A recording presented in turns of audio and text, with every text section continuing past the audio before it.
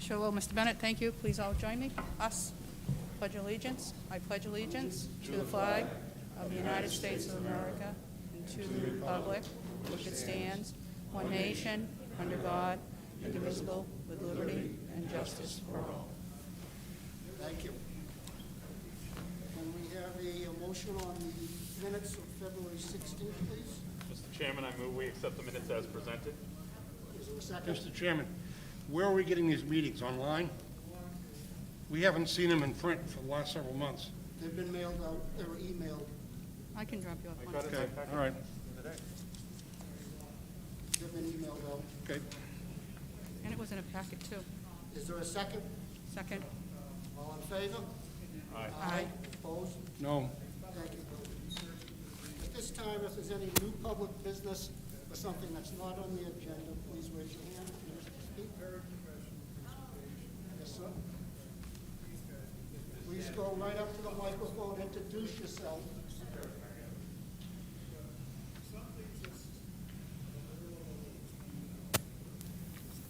Can you hear me? Yes. Okay. Hello, my name is Bill Kaplan, and I am, Speak up, please. sure. My name's Bill Kaplan. I'm an owner of the building that houses CVS, Panini Pizza, and Santander Bank. And I think we're excited about the idea that there's some attention being paid to downtown and that the grant, congratulations on the grant. We did get a flyer, or I saw a picture of a flyer, that the parking there, the 12 spots, were going to be, I guess, temporarily removed and turned into a park and dining area. And I've seen that successful in other areas, and I think it's great. However, I want to ask that there be some process around it and that we make it so that there is there's some parking there, given that that's some of the highest turnover parking and most accessible parking, where you can get off the main street, go slowly in, nose out, it's dense, and there's a lot of turnover there. You know, just learning about it on Friday last week, we did some informal counts and things, and we're seeing about 300 to 400 cars turn over there on the weekends, and 200 or so during the week. So that's a significant contributor to traffic, commerce, and enjoyment of downtown. So I just want to ask that it get considered and that we be a part of that process. So thank you. Yes, at our last meeting, we had an update from staff on the idea of investigating that situation down there. And it's actually a seasonal thought. It won't be year-round, not during the winter. And staff is going to do outreach to the community, to the owners like yourself, get input, and come back to this board at some later date for approval. It has not been approved yet. Right now, Okay. it's a nice idea. Yeah. It sounds good, but there are things to be worked out, and staff will be reaching out and coming back to us with some more information in the future. No, that sounds great. Okay, town government is slow. We don't rush into these things. Yeah. Okay, I know that there's a lot of businesses that we've worked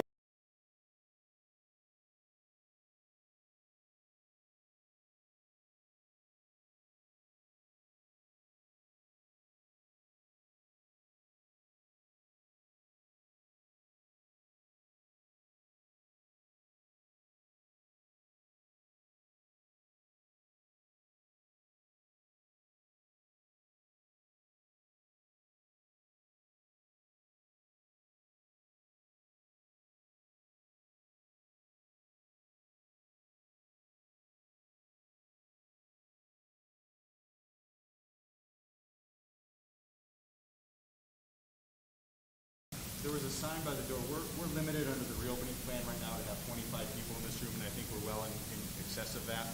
And there was a sign by the door. If folks are here only for the airport item tonight, we have some space set up in the cafeteria because the goal is to pause the meeting and have those who are here for the early public hearings leave so that we have space in the room for those who want to be heard on the airport item. So, Mr. Chairman, with your indulgence, I'd like to pause for just a second so that we can correct that. We're well over 30 people. We will be pausing the meeting after agenda item 7. I'll be coming downstairs to bring folks up who want to speak to the airport item.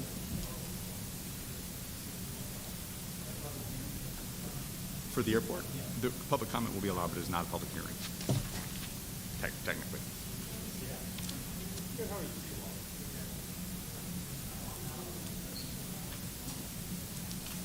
Thank you, Mr. Chairman. Oh, thank you. The board will vote to proclaim April 30th, 2021 as Arbor Day in the town of Danvers. Bill? Would you make the motion I make a motion that we accept the proclamation as presented to us. and read it? Thank you. You're welcome. Annual tradition. Proclamation, Arbor Day, April 2021. Whereas when Massachusetts Bay Colony was settled in 1630, the town of Boston had no trees, although there were thick forests in the areas around the settlement and on the harbor islands. And whereas when the first settlers arrived in the Great Plains in the 1800s, they found miles of lush rolling grassland, but very few, if any, trees. And whereas the planting, maintenance, care, and removal of shade trees is a service purely public in its nature, undertaken for the common good, and whereas the general laws of the Commonwealth state, quotation marks, the governor shall annually issue a proclamation setting apart the last Friday in April as Arbor and Bird Day, recommending its observance by the public in the planting of trees, shrubs, vines, particularly those attractive to birds, and the promotion of forest growth and culture, end of quote. And whereas we realize the benefits derived from trees help to beautify the landscape, cleanse and purify the air, moderate temperatures, reduce noise pollution, provide windbreaks, reduce runoff and erosion, provide habitats for wildlife, increase property values, and are part of our social fabric. Whereas we, the Select Board, do hereby proclaim Friday, the 30th day of April 2021 as Arbor Day in the town of Danvers. Thank you. Is there a second? Second the motion? Gardner, thank you. All in favor? Aye. Opposed? None? Thank you, Bill. Thank you. Mr. Chairman, I want to recognize / embarrass our Director of Forestry and Grounds, Travis Reardon, who's with us tonight. Sure. He didn't necessarily want to say anything, but he's here, and I want to acknowledge the work that they do. Well, we should stand up. Okay, sorry, Travis. Welcome. Yes. Aye. Thank Mr. you. Chairman, I'd like to make one comment about Arbor Day, if I might, as my days wind down here on the Board of Selectmen. In 1952, I was able to participate in the first Arbor Day that we had at the Great Oak School, and at the time, I was selected as a first grader to plant a tree in front of the school because the great oak tree, they didn't know how long it was going to last. And that tree that I planted in 1952 is now the front tree in the driveway going into the Great Oak School. I'm very proud of that. Came from Barnstead, New Hampshire, and it's a red oak. Mr. Chairman, I have a question. Yes. Does the school still give out the trees? I know I have one from my elementary I school. don't know if they give them out, but there is a ceremony where the tree is planted. I'm going to ask Travis to approach the That's a nice microphone. gesture. I think that one should be live right there. Does this one work? Yes, it does. Perfect. So your question was, are the seedlings still being given out to the schools? Yes. So up until this year, we're actually going to pause on doing the seedlings at school, only because last year with COVID, trying to get seedlings out to the kids and distancing and whatnot, it was not a failure, but it was very difficult. So this year, just because we don't know if they're actually going in the ground, we're going to hold on it for this year. We normally do Arbor Day is usually done at one of the 5 elementary schools throughout town. So again, this year is going to be a little bit probably spread out. So we'll probably do it at a different location, and hopefully we'll be able to still get the tree in the ground. It's usually our kickoff for all of our tree plantings. So we usually do roughly about 80 trees per year in the town that we plant. And this will be our 39th annual Tree City USA for the town. Thank you. Something to welcome. look forward to next year, right? And it rained 2 years ago, Yeah. correct? Sorry? It rained Something. 2 years ago? Yes. Yes. Thank you. Yep. The board will consider appointment of 3 new Human Rights and Inclusion Committee members. Mr. Town Manager? Thank you, Mr. Chairman. We have 3 candidates tonight for the Human Rights and Inclusion Committee. Deb Gesualdo, Kristen Sims, and I got those wrong. Amanda Sims and Kristen Perkins. Thank you. I had the chance to interview all 3 candidates. They also jumped on a call with Dee Joko and David Mills, who is the Select Board liaison to the Human Rights and Inclusion Committee. I was very impressed with all 3, as were David and Dee. Dee wanted to be here tonight, but as a pharmacist, he's quite busy these days, so he couldn't quite make it for the 5:30 start. But I'm really excited to have all 3 candidates here with us tonight. These are board appointments. So with your support, they would fill out the 3 vacancies on the board. So if I could ask them individually to go up and introduce themselves and say a few words. We'll start with Deb. Deborah?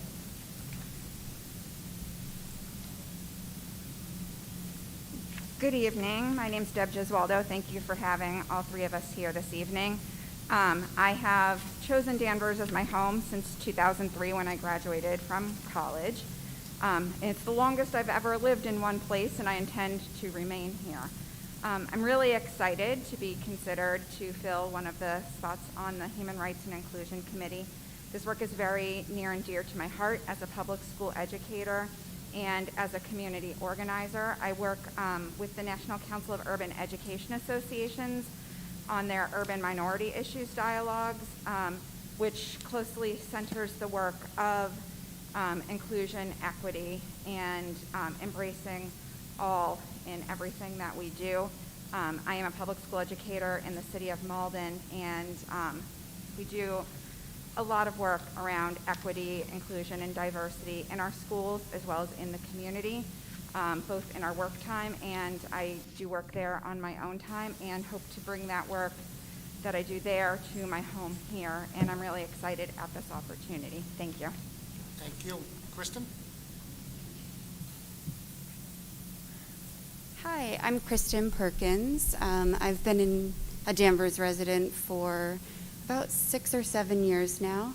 I'm also running for a town meeting member seat this year because I realized that I'm very active in my professional life, but I hadn't been as active in my community here in Danvers.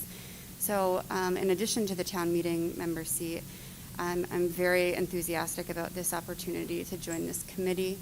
On a professional level, I work in the biotech industry. I'm currently working at a small biotech company called Atea, and we're focused on COVID treatment research.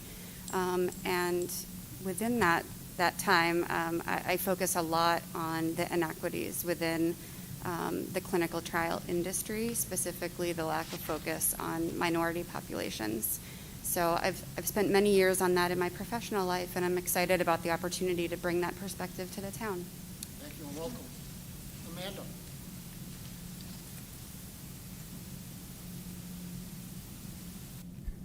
Hello, I am Amanda Sims. I am a resident of Danvers. I was actually born and raised in Danvers, back when you could actually be born in Danvers. I have 3 children who attend Danvers public schools. Well, one just recently graduated. And I am a social worker, and I practice as a school adjustment counselor in the Salem Public Schools, and I also have a part-time therapy practice. So I'm really interested in being able to give back to the community that I was raised in and that my family is still in. And also really, it's important to me to call other people into the dialogue rather than calling people out. I think that that's a really important lens to have, and I'm looking forward to being a part of service projects and things that we can really all work together around some of these issues in the town. So thank you. Thank you. Welcome. And all 3 of you, thank you for coming and introducing yourself. It's always great to know who's serving the town. Really appreciate you taking the time tonight. And what's the will of the board? Mr. Chairman, I have moved that we accept the 3 nominations that came from the town manager for the committee, Thank you. Human Rights Second? Committee. Second, Bernard? And besides Dee, I believe, and the manager mentioned, is David Mills, who just walked in. Welcome, David. Interviewed these three ladies. Do you have any comments, David? Thank you, Dan.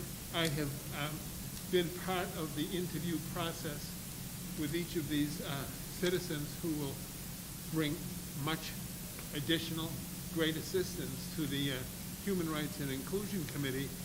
And we have lots to do, and they will be wonderful, and I hope that the board supports the manager's decision. Thank you. There's been a motion, it's been seconded. All those in favor? Aye. Any opposed? No. Welcome. We look forward to good things from you Thank you. in the future. This is great. Thank you. The board is in receipt of an application of HJM Cafe LLC, DBA Hannah's Bakery and Cafe, 125 Liberty Street, Hannah Mate, owner for a common vicular's license at that location. Is there someone here to speak to this? Please go to the microphone. Town clerk, is all the paperwork in order? It is. Hello, thank you for having me. I'm Hannah Maddie, owner of Hannah's Bakery and Cafe. This is actually my second bakery location. I have one in Salem, New Hampshire, and I'm excited to be able to come to Danvers, Massachusetts. So I do baked goods from scratch, all natural ingredients. I'm going to be doing breakfast and a whole bunch of different goods. I'm very community focused. I love to be able to work with the town and what people are looking forward to having and being part of this community. So I welcome any questions if you have any. Gardner? No, I have no questions. Good luck to you. Thank you. David? No questions. I hope you have great success there. I'm originally from Danversport. That's a beautiful location, and people have had a struggle there, especially with the construction of the bridge, which is now done, and it's beautiful. The neighborhood is lovely, and I'll be down to see you this week for breakfast. We look forward to it. Maureen? Looking forward to see you open. Good luck. Thank you very much. Bill? Good luck, Hannah. I hope that you have success at that location. I'll be down also, along with David, possibly have breakfast or something like that there. I'm going to try your bakery out, too. I'm very well versed in that. Thank you. Before we vote, a question either to the town clerk or the town manager. The process to opening up a restaurant requires a certain number of permits. I believe the common vicular's license is the last step in the process. So what is it that goes on prior that a potential owner wouldn't know they have to come before this board? It's not the first time that somebody's wanted to open up and hasn't come to the board. So where are we missing getting the proper information to owners? What's the last step before this one? Well, part of the answer depends on if the building is being used in the same way that it was previously. So you would potentially have a stop at one of the regulatory boards if there were structural changes being made. We actually have Aaron Henry here tonight. I don't know if you want to speak directly to this, but if it's a similar use and the only required documentation is the common vic, it is sometimes difficult to, particularly if it's a private party transaction, that this does end up being potentially the only stop. And so there isn't a great way other than proactive PR and publicizing the need. But I don't know if you want to add on to that at all, or.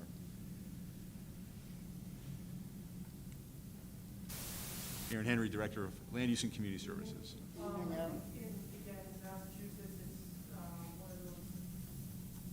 Where there's 351 days, 351 ways that it's done. Every community has a slightly different way of managing that.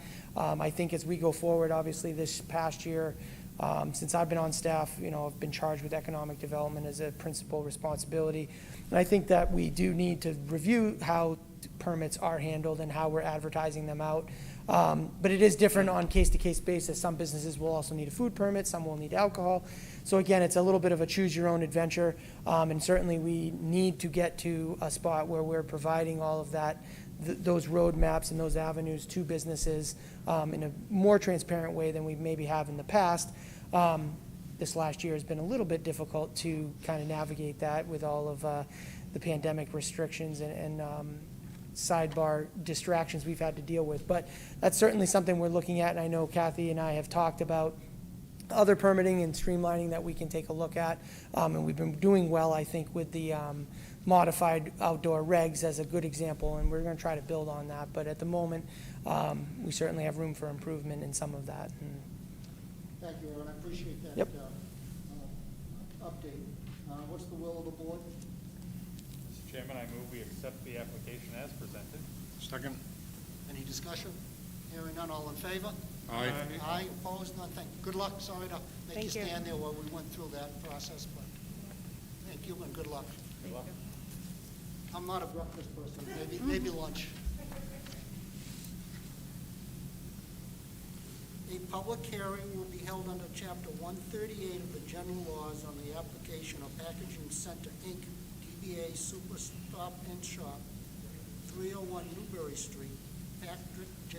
Hickey, manager, for a change of manager, wine and malt retail package store license at that location. Somebody here to speak to that? No. Yes, Please Mr. introduce Chair. yourself. I'm Eugene Richard, attorney for Packaging Center, and with me is Patrick Hickey, the proposed manager. I'll say that Mr. Hickey is a citizen. He's a resident of Massachusetts. He has worked for supermarkets, primarily Stop and Shop, but not entirely, for over 20 years, mainly in management positions. He is tips trained and knowledgeable on the sales and service of alcoholic beverages. And he may speak to any questions that the board might have, and we ask that the board approve him as manager. Is the paperwork in order? Yes, it is. Okay, thank you. Questions, Maureen? No questions, thank you. Bill? No questions. David? No, thank you. Gardner? My normal questions are how many hours, but you indicate you're going to be here 40-plus hours on site, and I see you tip certified. Have you held a position of liquor management before this? I have been the store manager at the Stop and Shop in Danvers since 2019, so I've had experience for the last 2 years in Danvers. Okay, but have you been the named license manager of license Alcohol, previously? alcohol prior? No. Okay. But no other questions, thank you. Thank you. I have no questions either. What's the will of the board? First of all, I did move to close the public meeting. No, I'm sorry, thank you. That's why we have you here. Second the motion. All in favor? Aye. What's the will of the board? I move we accept the application as presented. Second? Discussion? Hearing none, all in favor? Aye. Aye. Opposed? None, thank you. Good luck. Thank you. Okay?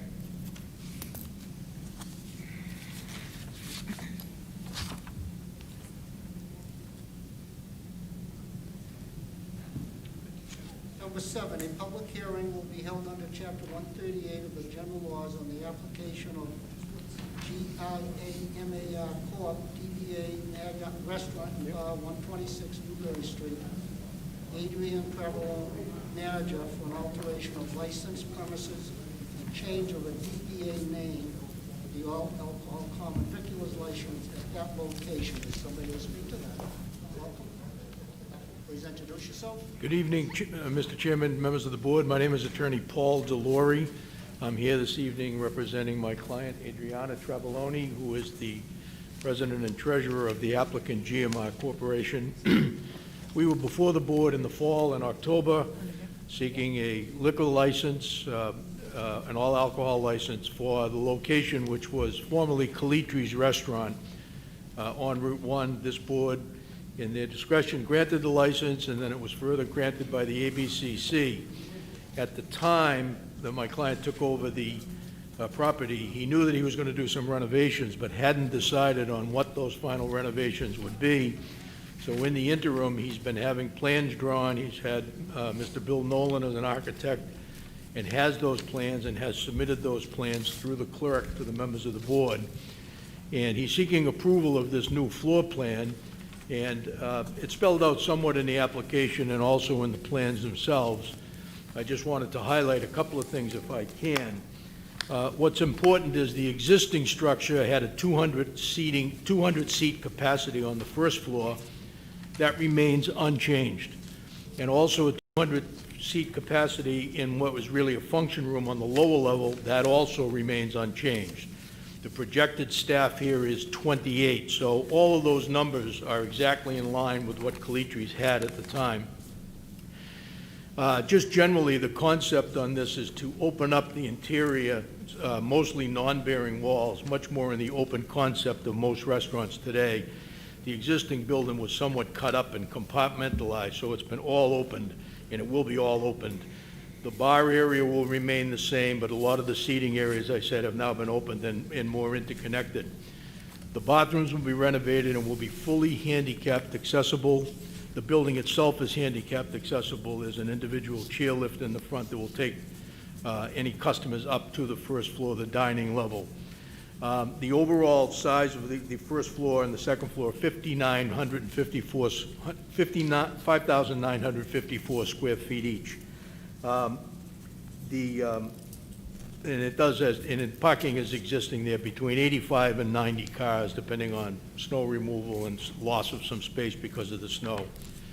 And the last thing is, when we were here, the name was a little bit up in the air because it was a trademark name that they presently own a restaurant in the north end of Boston.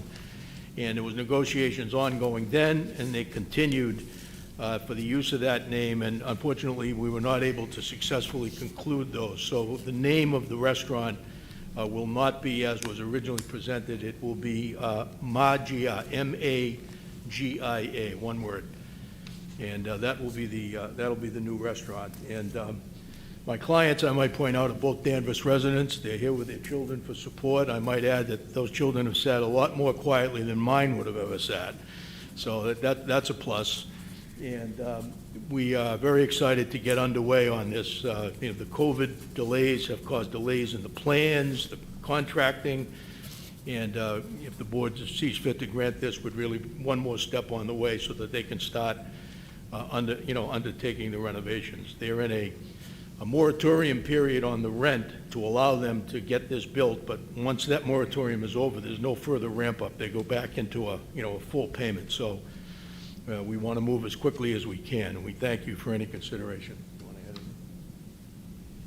So if I may, I think you said there's no change to the bar area, but I thought I read there would be an increase in seating and removal of the bathroom. A slight change, I think it's 84 square feet. Yes, there is a restroom that's going to be removed, and actually there's going to be seating, and the restrooms, they're going to be all together, and they're going to be handicap accessible. Okay. So basically, by removing that restroom, gives a little more space to the bar, sitting around the bar, not the bar itself. Okay, I just bring it up because I believe the attorney said there was no change, but there is a slight change. Yes. A slight change, yes. Yep. Town clerk, is all the paperwork in order? Yes, it is. I got a question where they've changed the name from when they were before us before. Does that require any additional votes or? It's just a multiple amendment. It's checked off on the. It's checked off on the Yep, application? I checked with the ABCC. Okay, That's so we're fine. all fine with that, Mhm. okay. Very good. Bill, questions? No questions. I wish you luck in this great location there, and great history of the location. Hope that you can continue that history on in the future for Danvers. Good And luck. yourselves. Good luck. I remember as a little kid going to Calitri's all the time. My mother worked there for many years, so it's great history there. Good luck to you and your family. Thank you. David? Same, no questions, good luck to you. Thank you. And all my questions were answered in the application. Thank you. So, looking to the future, the Calitri families always had their kids working in there. What's your thoughts of these two young kids? Keep them out of the restaurant business, or are you going to put them to work? But anyways, good luck to you. We appreciate. Thank you. We certainly look forward to that reopening. It is kind of a landmark on Route 1. And before that, what was the name of the restaurant before that they had there, David? When it was the... Four Calitri's, was it Tequilas? I always Was it remember diner? Calitri's. There was a diner. Highland Diner, wasn't it? The Highland Highland Diner. Diner. Highland Diner. Uh-oh, I'm dating myself. Yeah. This is the old Triple T Cafe license if you want to go back in history. Yeah, if you're gonna ask way back questions, it's either end of this table, not in the middle. This is a public hearing. Anyone in the public, any comments, questions? Hearing none, what's the will of the board? Make a motion, we close the public hearing. Is there a second? Second. All in favor? Aye. Thank you. What's the will of the board? Make a Chairman, I motion that move we we- accept the application as presented. Is there a second? Second. Discussion? Hearing none, all in favor? Aye. Aye, opposed, none. Thank you, good luck. Thank you very Thank you. When do you think you'll open? We're hoping in May. And when? May, May this year? yes, Good luck. we Very good. hope. They said tonight they hope to get everybody vaccinated by May. Yeah? May, June. Yeah, there you go. All right, very good. Thank you. Thank you. Thank you. At this time, we'll take a brief recess, 10 minutes. We'll allow the folks to leave, and then we'll call up the other folks for agenda item number 8.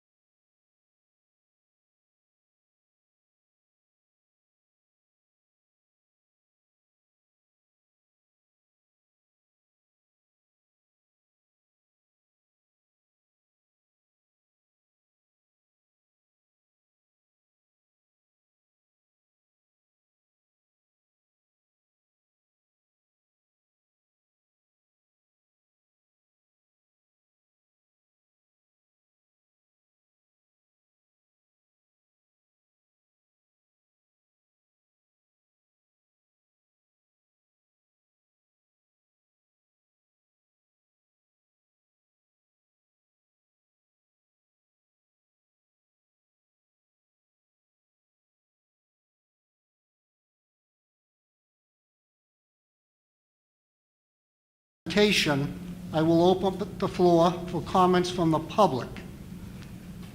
Then the board will discuss their comments that will be part of the public comment record to be sent to the Airport Commission.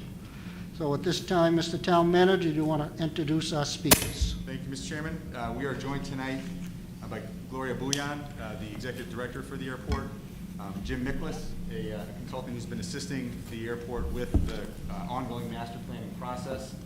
We also have Aaron Henry, who in addition to being our Director of Land Use and Community Services is one of the two appointed members of the Airport Commission.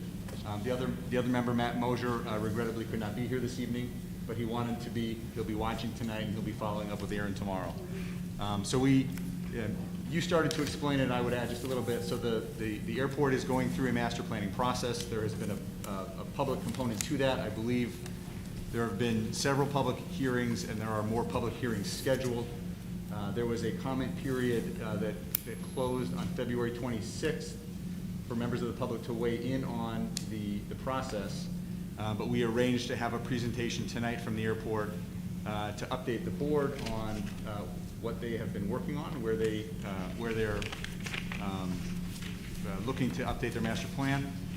And then obviously, as you mentioned, an opportunity for the public to address the board. And the takeaway from tonight at the end will be that the board can make comment that the consultant and the airport will take back and make part of the record for the process as it moves forward. So with that, I think I would turn it over to the presenters, and I believe Gloria may be going first, I'm not sure, but.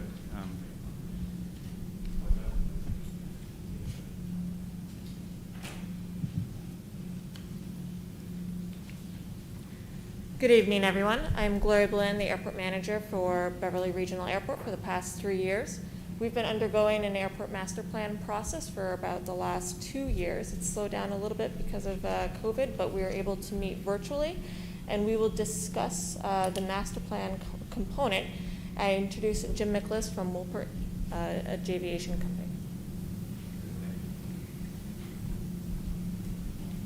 Thank you, Gloria, and thank you very much for having me here this evening. We're just here to present an overview of where we are in the master planning process. Just want to emphasize the master planning process is something, as Gloria had mentioned, is something we started almost 2 years ago now.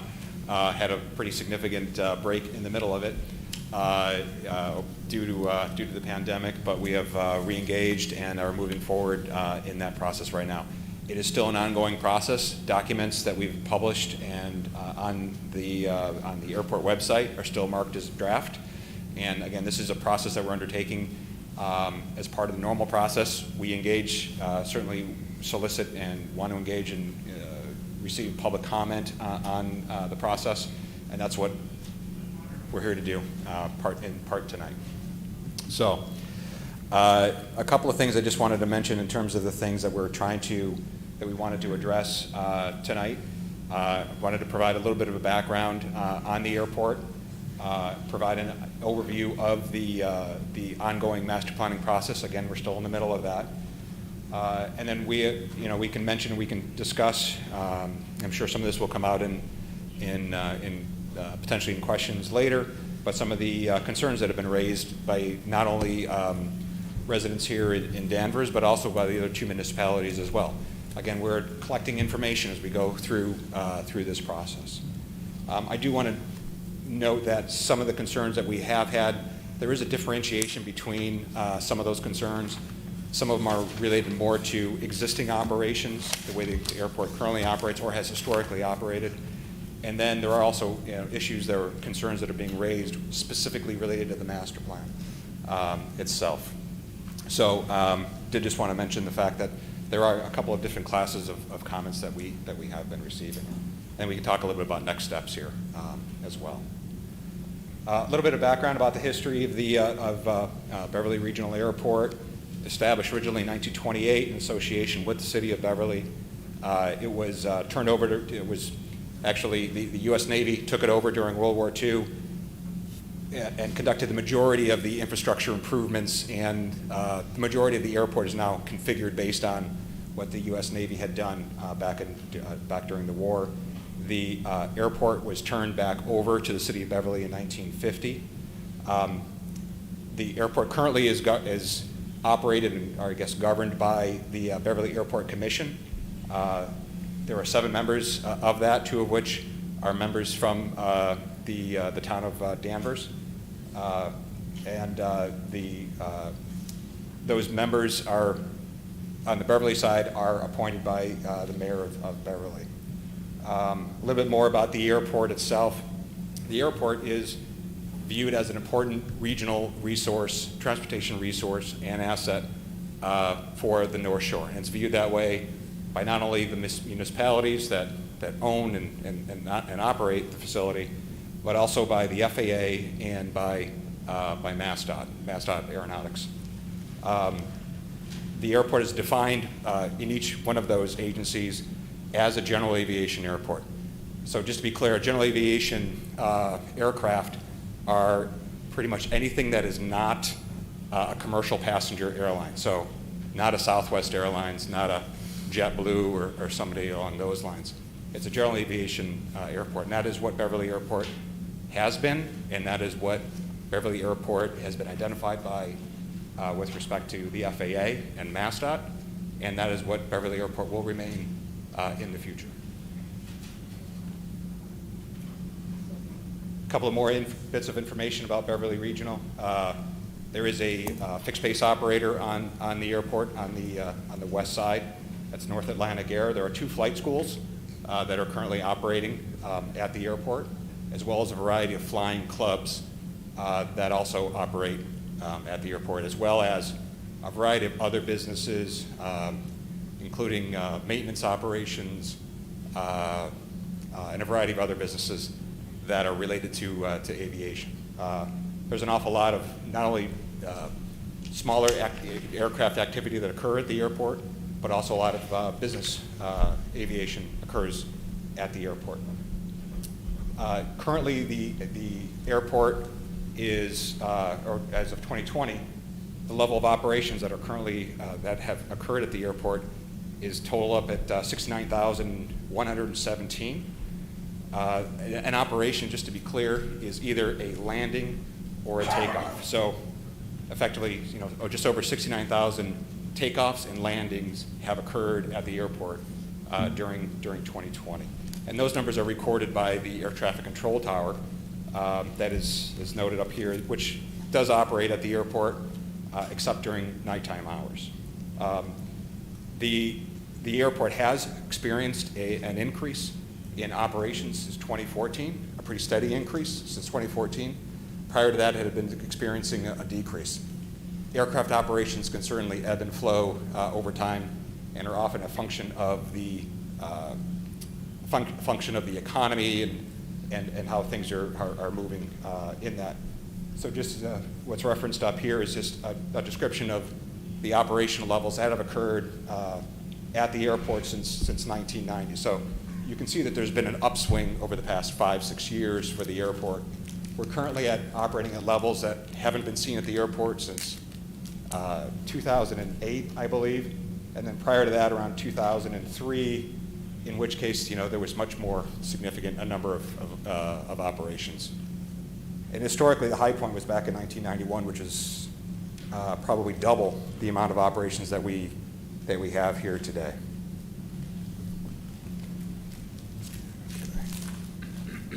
So the master planning process, why are we doing a master plan? So what a master plan is a 20-year look into the future of the airport to understand the needs of the airport, of the current needs and the potential future needs for the airport. We want to, the intent of the master planning process is to help ensure a safe and orderly development of the airport to make sure that the airport complies with FAA required safety regulations and requirements, that it reflects community values and goals. That includes residences, that includes businesses, that includes all the people that operate on and around the airport. Why are we doing this specific master plan? Just a little bit of history. There are 2 runways on Beverly Airport. The primary runway is now runway 1634. Forgive me, I should have had a map up here that might have helped a little bit. And there's also a crosswind runway 927. Well, the primary runway, which is at 5,000 feet long right now and 100 feet wide, is in need of reconstruction. And because of that, and because the way that most capital projects are funded at the airport, which is primarily funding that comes from the FAA at a rate of about 90%, of which then also MassDOT contributes another 5%. Before we go into a project of that size and that magnitude and reconstructing that runway, the FAA wants to make sure that it's designed and constructed to meet existing and future needs. And the last master plan that was done at Beverly Airport was back in 1998, when in fact during that process, the primary designation really of the runways was changed from 927, the one that goes east and west, to 1634, which is the one we're talking about here today. So in order to make sure that we're doing the right thing, the FAA has requested that we take a good hard look at this runway to make sure that it meets not only existing requirements, but also future requirements. Because the one additional thing I hadn't mentioned is that when you receive a grant from the FAA, particularly when it comes to pavement, that pavement is assumed to last at least 20 years, 20 to 25 years. So since this runway is going to be reconstructed in the short term, the FAA wants to make sure that we are looking through that longer window to make sure that it meets those future potential needs. So the master planning process, as reflected up in this area, on this slide, is a pretty straightforward one. Fundamentally, the process is that you look at what you have today, which is we go through an inventory process. We try to determine where activity levels and how the airport is going to operate in over a 20-year period. We look at the facilities that are on the airport and try to determine whether or not those facilities might be able to meet the demands of that 20-year forecast. And then if they don't, then we try to look at options on how to meet those potential demands. Also, as part of that effort, as I mentioned before, we have a variety of FAA safety and regulatory requirements to help ensure safe operations on the airport, around the airport, and the like. And those regulations and requirements do change over time. So it's incumbent upon us to make sure that the airport is still complying with those requirements. So we look at options for how we might be able to meet those. And then we ultimately, once there's a decision that's made in terms of identifying a recommended development plan, then we move forward to codify the results of that recommended plan within a document. Where we are right now is in a point where we have looked at inventory, we've looked at forecast, we've looked at maybe some other where those deficiencies might lie, and we've tried to identify some of the ways that might be available to us to try to meet those demands over the 20-year period. And that's the point where we are today, which is to solicit feedback from people based on the steps that have been taken up to this point. And in fact, actually it was part of the meetings we had on the 26th, 24th, 25th, and 26th for each one of the towns. I will note, I should say, I'm sorry, really quick. As I mentioned, we did have those meetings at the end of January. The communities and all three municipalities were notified by looking, not the entire community, but those within the abutting areas, and those were based on postal codes. We had distributed a total of 883 meeting notifications to Beverly, 1,507 to Danvers, and 487 to Wenham. A little bit more background information here. As I mentioned, the FAA and MassDOT play a role in this. And,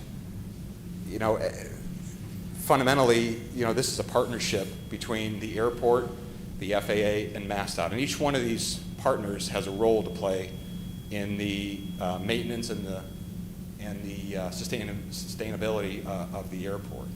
As I said before, the FAA serves as the primary regulator and funder of the airport. For capital projects, they provide up to 90%, or really, yeah, up to 90% of the funding for any project. So if we're looking at a reconstruction of 1634, which is very old and is starting to have issues associated with it, they are going to fund 90% of that. They also regulate the airspace. They help manage aircraft operations through the air traffic control tower.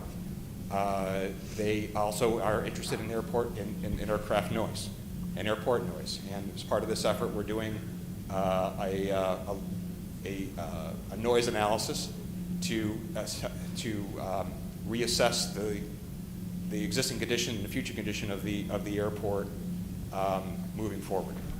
The last time one of those noise efforts was done was back in 2008, so it's going to be an update to that effort. As I mentioned, they also in their funding requirements, and there's a slide after this related to that, but there are a variety of, in order to receive those funds, there are a variety of grant assurances that have to be signed by the airport in order to receive those funds, and I'll talk about that more in a second. MassDOT, as the MassDOT Aeronautics specifically, serves as obviously the representative of the Commonwealth of Massachusetts with respect to Beverly Airport. They provide up to 5% of any type of a capital project to any project. They also do their own system plan, which is, as I mentioned before, the airport is identified as a general aviation airport. They have their own plans that also identify, the airport in that capacity. And then we also have, the owners of the airport themselves, of the land itself, and the operators, which is the Airport Commission, who have the final decision-making responsibility for the management, the operation, and maintenance of the airport, to help ensure that it's safe and efficient, that it maintains the assets that are being entrusted to it by the community, by the state, and by the federal government, and that it employs sound fiscal management and compliance with all federal and state and local requirements. I mentioned earlier that there's a series of grant assurances that have to be signed by the airport whenever they receive a grant. There are a total of 39 of them. They're available online. You're certainly welcome to take a look at them. What's important to note about them is that, again, to receive a grant, the airport is obligated to sign those. The duration of those grants lasts 20 years for each one of the individual grants. So if you sign a grant and receive a grant, then it's that time plus 20 years that the airport is obligated to ensure that it meets all of the federal regulations and requirements, of which some of them are related to probably some of the operational requirements, which is it's a public use airport. It's open 24 hours a day, and there are a variety of other requirements, including non-discrimination policies in terms of who can operate, how they operate at the airport, and the like. So I touched on a little bit on this here with respect to the grant assurances. What's important to note is that they are applicable to all airports, whether it's Beverly Airport or Logan Airport or some of the smallest airports. I'm trying to think of a smaller airport off the top. Taunton Airport, which is not terribly small, but they're applicable to all airports. And through this, there is no obligation to grow. What's important to note about a master plan is that this plan belongs to the community, and it does need to reflect the desire of the community itself. What the FAA and the state are most concerned about is to make sure that it's being operated appropriately and operated in a safe condition, consistent with airport design standards and requirements and the like.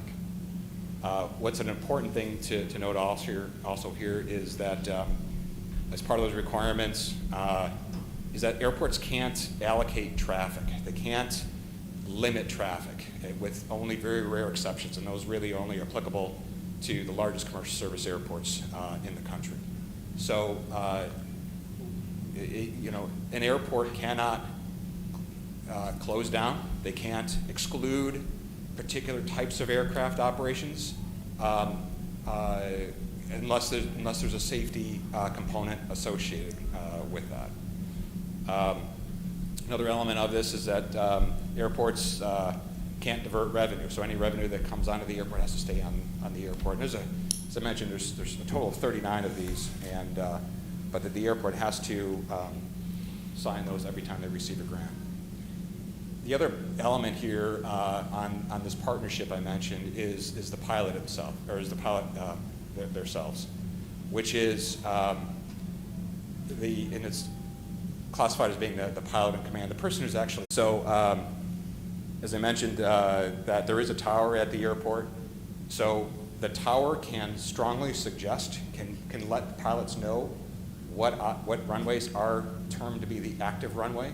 But if a pilot wants to operate on a different one, the tower ultimately has to accede to their request, although they can certainly not make it the easiest for them to do if it creates additional issues or problems around the airport. But again, the larger point here is that the pilot is the final determining factor on how to operate unless that person is operating in an unsafe manner. So a couple of things here that we've gone through on the master plan. I've mentioned aviation. I've mentioned forecasts, and we have shown forecasts for the airport. We're showing those forecasts. These have been reviewed by the FAA and in conformance with their requirements. We have identified the baseline, as I mentioned before, of the operations is at 69,117. We're showing over a 20-year period that growth to increase at an average annual rate of approximately 1.12%, which is actually under what has been occurring at the airport over the past several years. It's important to note, if you remember that last graphic that showed the operations do tend to ebb and flow. What this number is to represent is what would be a consistent growth over that time period. Similarly, for the based aircraft, there's currently 105 aircraft based out there of various types. The average annual growth rate we're projecting is 1.2%. So what's really more important coming out of the demand forecast is what kinds of aircraft are currently operating out at the airport and which ones are being projected to operate at the airport. And the FAA is typically most concerned about the most demanding aircraft that operates out there on a regular basis. And for Beverly Airport, the most demanding aircraft that currently operates out at the airport is this one in the bottom right corner, which is a Cessna Citation Latitude. The reason why this is important for the airport and why it's important for the FAA is that the FAA's design standards, which are safety criteria that I've identified for each one of these airports, things like safety areas and object-free areas, and they have a whole variety of different criteria to help ensure safe operations at an airport. Those are based on what's termed to be the design aircraft, which is the most demanding aircraft that regularly operates at the airport. So in the case of Beverly Airport, it is the Citation Latitude. I won't go too far into the details of it because all the information is available on the reports online. But the FAA has a classification system for these aircraft, and this one is classified as a B2, which is a function of the operational requirements for that particular type of an aircraft, as well as its wingspan, as well as its size. I will note what's important about this is that this is the same type of aircraft, same size aircraft, and operational aircraft that has been operating at the airport since the last master plan was done, back in 1998. What we're projecting moving forward is this B2 designation for that particular aircraft was what was designated for the airport back in 1998, and it's what we're projecting today, and it's what we're projecting for 20 years into the future. That doesn't mean that some higher performing aircraft don't already currently operate at the airport. It just means that they don't operate at a level that would require changes to some of these safety criteria that I had referenced. Now, related to that, and this is where we get into things like runway length, it's incumbent upon us to look at what are the operational requirements for the aircraft that are currently operating at the airport? Not aircraft that are going to be operating in the future, but what's actually working, what aircraft are currently operating out there today, and what do they typically require? This graphic represents a range of aircraft that are currently operating at the airport. The bars going across from left to right represent the runway takeoff length that these aircraft would require at max takeoff weight. So basically, if they're loaded up with fuel or loaded up with people, this is how much runway length at an airport like Beverly they would require in order to operate at that capacity. The vertical lines represent the existing runway lengths at the airport. The primary runway, which is runway 1634, currently has 5,001 feet. Runway 927, the crosswind runway, which used to be the primary runway but is now the crosswind, currently sits at 4,755 feet. So currently the airport is not operating to the full maximum capability of those aircraft that are currently operating out there. But they can operate out there anyway. They just take penalties and we're not able to operate as efficiently, moving forward. The goal of a master plan is to balance what an airport might need in the future versus what can actually be implemented at an airport, what can be supported.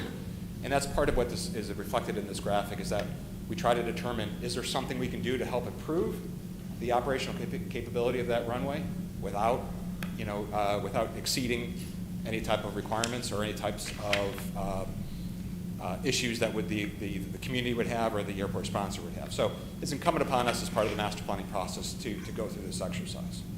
I will note that the two red lines are the designated design aircraft for runway 1634, which is the citation latitude, which I mentioned is the top line. So it doesn't quite meet the requirements. Neither runway quite meets the requirements of that aircraft. And on the crosswind is a Falcon 900. And similarly, it doesn't quite meet, neither runway quite meets the full requirements of that. It's not incumbent upon us to meet those requirements, by the way. I'm just sharing the fact that we are currently deficient on that level. So what we had done, or where we are right now, is we've identified, as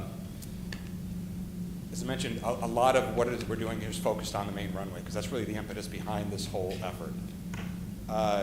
So what we have done at this point is identified three alternatives. So our first alternative is alternative one, which is the existing conditions. This is the runway that's currently out there right now, 5,001 feet long, 100 feet wide. There's these other shapes that are out there. These are just three of the safety criteria that the FAA has defined. When the FAA looks at a runway, they don't look at it just as pavement. They look at it with this type of an envelope. And there's also a variety of airspace surfaces and other setback requirements that we have to consider in this planning. But these are the primary ones that we have to factor into our assessment. So one alternative would be to reconstruct 1634 in its current location, current thresholds, current displacement, just rebuild it as it's currently situated. The second alternative, which is one that the FAA has a preference towards, maintains the same envelopes, maintains the same environment, maintains the same safety criteria, and I'll flip them back and forth actually so you see that the green areas, the yellow areas, those and the trapezoids all remain exactly the same. But what they are suggesting, or what they're offering to the airport, is to, one, maintain a 100-foot wide runway, which is actually above and beyond the minimum requirement for that type of an aircraft I mentioned before at B2. But they're also understanding that this runway, when it gets reconstructed, which will probably be in the 2025 timeframe, needs to last at least a minimum to 2045, if not longer than that. As I mentioned, there are larger aircraft that can operate at the airport. Not significantly. It's not 737s. It's not commercial airliners or anything like that. It is essentially aircraft that are operating that have slightly faster approach speeds, is what it comes down to. So in this particular alternative, what the FAA has offered the airport is to maintain the runway width as it's currently situated, and then also to take an area that is known as a runway safety area on either end, which is designed to support the weight of an aircraft if an aircraft were to overrun the edge of the pavement on the runway, to pave that area. And what that would mean is simply that it would, if an aircraft were to overrun that, it would be safer for those aircraft, particularly for an aircraft that would have a higher approach speed than what's currently experienced out there. There's an ancillary benefit, I guess, there is an ancillary benefit to the folks that would be operating, and that is that they could use that additional pavement for departures, not for landings. The thresholds for where the aircraft have to land would remain exactly as they are currently located, but it would allow for aircraft to utilize that additional 300 feet if they're going to be departing on runway 34, and they could utilize an additional 300 feet if they're departing on 16. There's a total of 600 feet that would be added to it, but only 300 feet on either end is actually usable for departures. The third alternative was simply to look at what could be possibly built without extending beyond the existing property of the airport. And this was, again, it's incumbent upon us to look at all options and all opportunities for meeting requirements, and this is the largest option that would be available, and this is one that, as we discussed it with a variety of folks, including the FAA, including MassDOT, including the Project Advisory Committee, this was one that was discounted and discarded because of the likely impacts on the surrounding community, as well as the costs and a variety of other factors. While we're focusing primarily on 1634, we do look at the rest of the airport. Runway 927 used to be the primary runway at the airport. It's now the crosswind runway because it was shortened after 1998. That runway is also designated as a B2, a slightly different type of aircraft. But because the minimum runway length or runway width requirement for a B2 aircraft is actually 75 feet, and this runway is actually 4,755 feet long by 100 feet wide, essentially the FAA is not going to pay, whenever this is due to be reconstructed, which is probably the 2030 time frame, they are not going to pay for the full 100-foot width. More than likely, as part of this effort, it will be a recommendation coming out of it that the runway is ultimately narrowed from 100 feet wide, as it is today, down to 75 feet. But the runway ends and the thresholds will all remain the same. And there'll be, in addition, there'll be a total of 4,755 feet available for takeoff in either direction. There are a variety of other improvements that we are looking at to implement within the master plan. Understand, again, the master plan is a planning document. It's incumbent upon us to look at all facilities on an airport, landside facilities, access, things along those lines. And so we can't implement a plan, we can't implement changes on the airport unless we actually identify what should be done and actually put it into an airport layout plan, which is the end result of a master plan, which is a document that just graphically reflects the potential changes at the airport. But I just wanted to note on here is that, as I mentioned, the airport was originally constructed, the majority of the airport was constructed by the U.S. Navy. That the airport was built on the requirements of the Navy at the time. Certainly aircraft are much different. The uses are much different than the U.S. Navy had at the time. And the FAA design standards are much different as well. So what's reflected on this plan is a progressive change of the taxiway system to meet and to ascribe to current design standards as defined by the FAA. This is not going to happen next year. This is not going to happen in 5 years. It's probably not even going to happen within a 20-year period because of the costs associated with it. But there needs to be a plan as identified so that the airport knows when a particular taxiway has to be reconstructed that this is how we should be doing it. This is what we should be preserving space for in order to meet these standards over the long term. I will note on here also is that as part of this effort, or as part of this plan here, it's hard to see, but there's a thin blue line that runs around the north side of the airport. That's a perimeter road that has been identified as a safety factor because there are operations that occur on the west side of the airport as well as those on the east side. There's fuel trucks that have to go back and forth to fuel aircraft. And right now they're currently having to cross over the primary runway 1634. This road would allow those trucks to not cross over an active runway, which is much better and a safer, operation. The last thing is, or two things I actually want to more mention on this is with the relocation of some of these taxiways over whatever the time frame is, that does open up some areas for potential development that are identified here in the light shaded areas here. So that, and yeah, so that does open up some of those elements. Also, what's being reflected on here is, sorry, and I should have explained that to begin with, is that the red areas are actually existing pavement that would ultimately be removed from the airport. So the red areas, again, reflect some of the former military configurations and alignments. Those would ultimately be relocated or removed, and taxiways would be constructed that are typically closer and more in parallel with the existing runways. That actually results in a net reduction of about 100,000 square feet of pavement, which is no small amount and is helpful in terms of our working through environmental processes that would have to be associated with the implementation of any of these projects. So the proposed runway changes, just to revisit those really quick, is for runway 1634 is to maintain the runway at 100 feet wide, which is what it is today, to pave the safety areas, so 300 feet on each end. That would, again, enhance the safety and the efficiency of the operations on that runway. Again, landing distance would still remain at 5,001 feet, but an aircraft taking off could use 5,301 feet. Runway 927 will maintain its status as the crosswind runway, as a V2 runway.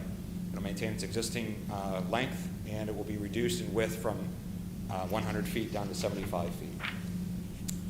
I think I touched actually on most of these things. These are some of the other proposed airport improvements that are that have been included right now in the documents that are available online. One additional thing I wanted to mention is that there is, as I mentioned, I think I mentioned earlier, there's a noise study that's being undertaken right now. The FAA and MassDOT have funded that effort as part of the master plan. The last time a noise study was done was back in 2008, I believe. And what that is a initial effort to examine what the noise considerations are on and around the airport. And this follows the FAA criteria, follows the FAA models, follows the FAA processes to identify what are known as noise contours around the airport, which is essentially the average day-night level of noise that occur on an airport over an annualized basis. No noise monitoring is being done as part of this type of an effort. This is the first step in when you're dealing with the FAA on any noise issue. This is the first step that needs to be undertaken, and so that's the step that we're undertaking right now as part of that as part of this effort. And we will be having meetings again in the end of April, and at that point we will we will be able to present the findings of that noise analysis, as well as in anticipation of that, any of the comments that we've received over the past month. We will respond to those not only on some occasions we'll probably respond to those personally, but at the very least we will have a full response that will be available and posted on the website, because we've had a decent number of comments up to this point, and we certainly want to be open and transparent about the process, and we want to provide you with the information that we have.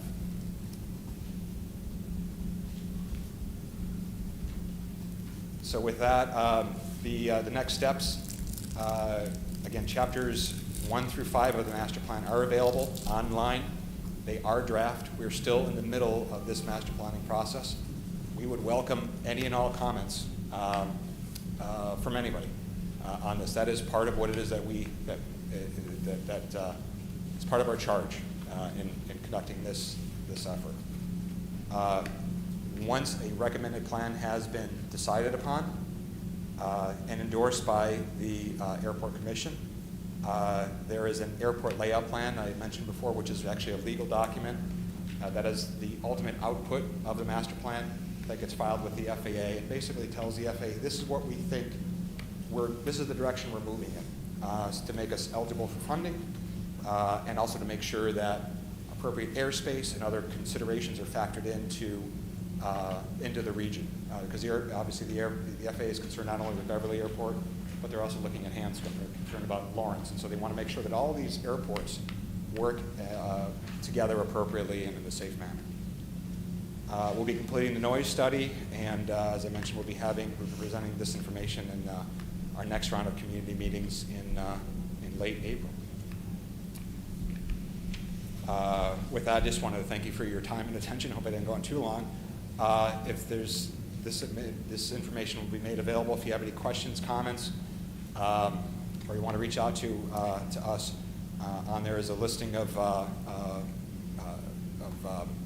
the airport manager, Gloria, as well as the Danvers representatives on the Airport Commission, as well as my contact information.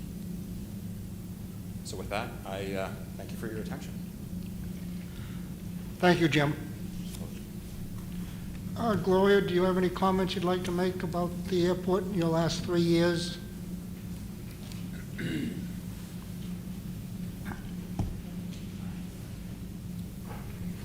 Just that this master plan process is a very exciting process for us.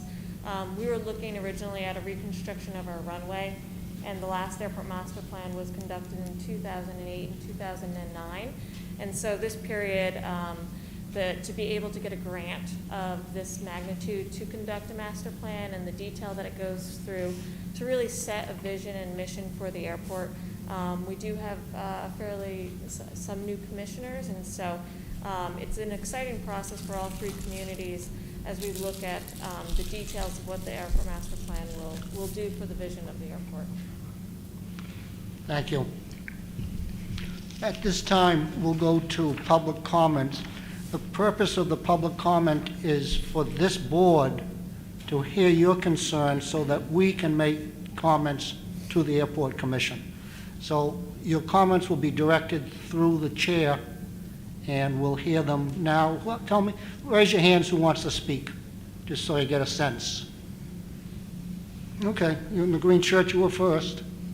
Please go to the microphone, introduce yourself. Yeah, that's okay. Right over here on the right. Right over there. Now, introduce yourself, and if you can do this by saying 6 feet apart, good luck. I don't even think I need the mic. No, people at home need to hear you. I'm sorry, can you all hear me now? They're at home. What? At home. Oh, okay, sorry. Thank you. How's that? That better? Marvelous. Okay. For those of you who are still awake, we do have some concerns in my Your name, sir, and address. Oh, I'm sorry. I'm very sorry. Yes. I haven't done this in a while. In any case, my name is Joseph Rinaldi. I live in the Anthony Lane section of Danvers. And first of all, I'd like to thank all of you for coming here and listening to our concerns, all the elected representatives and everybody else who's here. When I was listening to Mr. Miklas, I'm having a little hard time agreeing with him in that he said that the airport is an asset to us, Danvers, let's say.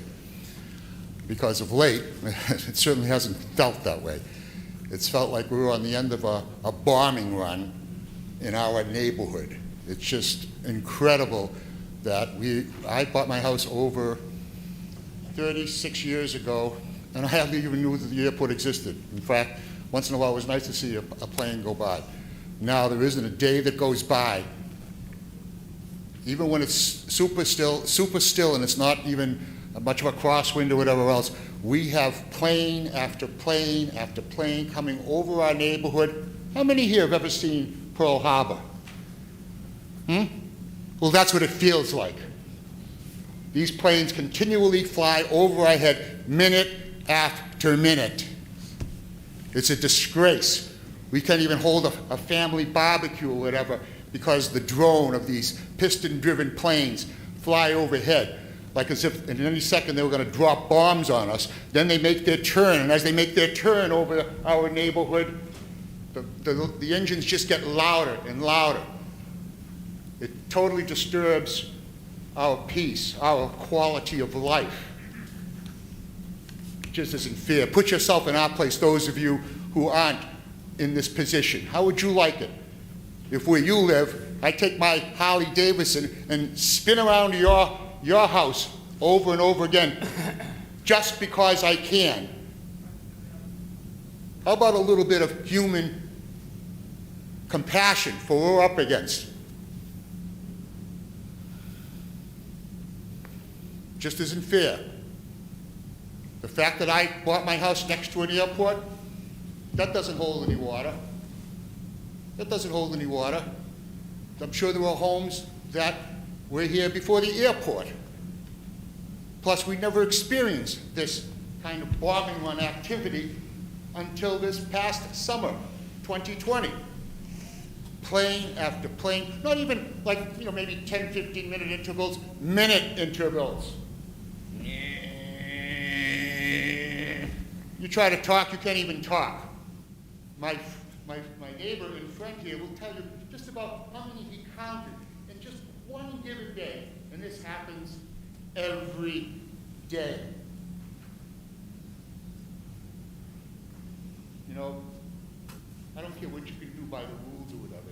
You've got to have a little human compassion of what we feel when these planes are continually going overhead, one after the other.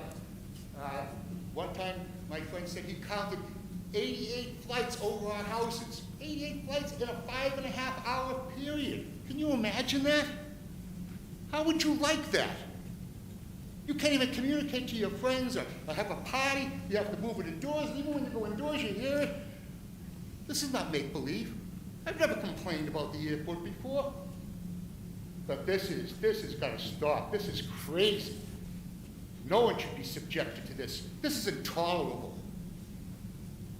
I don't know how anybody with any kind of human compassion can say, well, the FAA says this and the FAA says that. Forget about the FAA. Show a little human concern for your fellow person. As I said, how would you like it? If I ran around your neighborhood with my Harley Davidson, yeah, maybe I could do it legally, but it wouldn't be very nice, would it? So why don't you try to keep that in mind before you come down with all your FAA regulations and things you're doing according to the FAA. We haven't even had the input of the FAA. When do we get our chance? It's not right. Anytime you don't think this is what's going on, please feel free to come in my backyard at 9 Anthony Lane, Danvers, Mass, and I will be more than happy to have you have to hear what we have to go through every day this past summer. Now, as I said, it didn't happen before. Been in my home for 36 years. Never did I even care. I didn't even know the planes existed half the time. And now, as I said, it's a bombing run. I don't want to be repetitive. Thank you for your time, and I would like to defer to my neighbor and friend who has a few statistics he'd like to, or whatever else he'd like to say. Thank you very much. Thank you. Good evening. Thanks for putting us on the agenda tonight. My name is Bob Barrows. I live at 5 Anthony Lane, Danvers. Joe stole some of my thunder, giving out some of my stats. I'm the numbers guy. But yes, on occasion, I get so flustered during the day with the noise.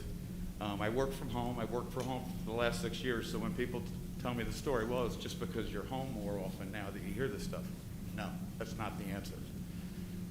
Like I said, I work from home for the past 6 years and can't do conference calls because of the noise, and I listen to it day in and day out. And the issue is the single prop planes that are leaving off of runway 927. And as Joe mentioned, I've lived in my home for 33 years. And before this past summer, I would say that I count more on a daily basis today than the 32 years prior. It's ridiculous. You can't spend any time in your yard. You can't have a barbecue in your backyard. You can't sit down and watch TV at night. It's just crazy. We have no quality of life whatsoever. And again, these planes and this activity started this past summer, and it's the single engine prop planes taking off of runway 927. The other thing I'd like to mention is now we've heard about a noise study. That noise study pretty much takes place at the airport. I think it should be considered that in these noise-sensitive areas that are outlined in the noise abatement program, that noise studies be done in these neighborhoods. So, I mean, those are my comments, my concerns. Hopefully, we'll be able to do something about this. I'm very hopeful that we're not going to have to spend a summer this year like we did last year. Thank you. Thank you, Mr. Barrows. Yes, Joe. And it's been said, and I've heard the airport director say it too, that the preferred runway, and according to the good neighbor policy of the Beverly Airport, the preferred runway is 1634. Well, you could have fooled me. All we see them is coming off 927, zooming up over our heads and having to almost be so close we can wave to the people inside. And you talk about the discretion of the pilots or whatever. They know they're flying over a very thickly congested neighborhood. You think they would look down and say, you know what, geez, we've been going over this same neighborhood all day long, 88 missions, or whatever you call them, operations, whatever. All I know is they keep on flying over. You say, geez, no, let's, instead of doing 927, let's do 1634. Let's fly out over the woods. Nah, it's better to go over Danvers where we can aggravate the residents there. What do we get out of it as Danvers? Do we get any revenue even? All we're getting is headaches. Please keep that in mind. Thank you. Thank you. Anyone else wish to speak in this room? Anybody over on the right? Go ahead.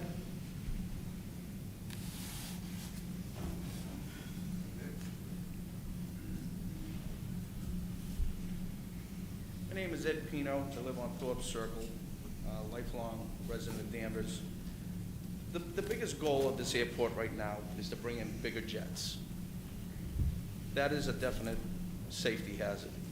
It's got to be thickly settled neighborhoods all around this airport.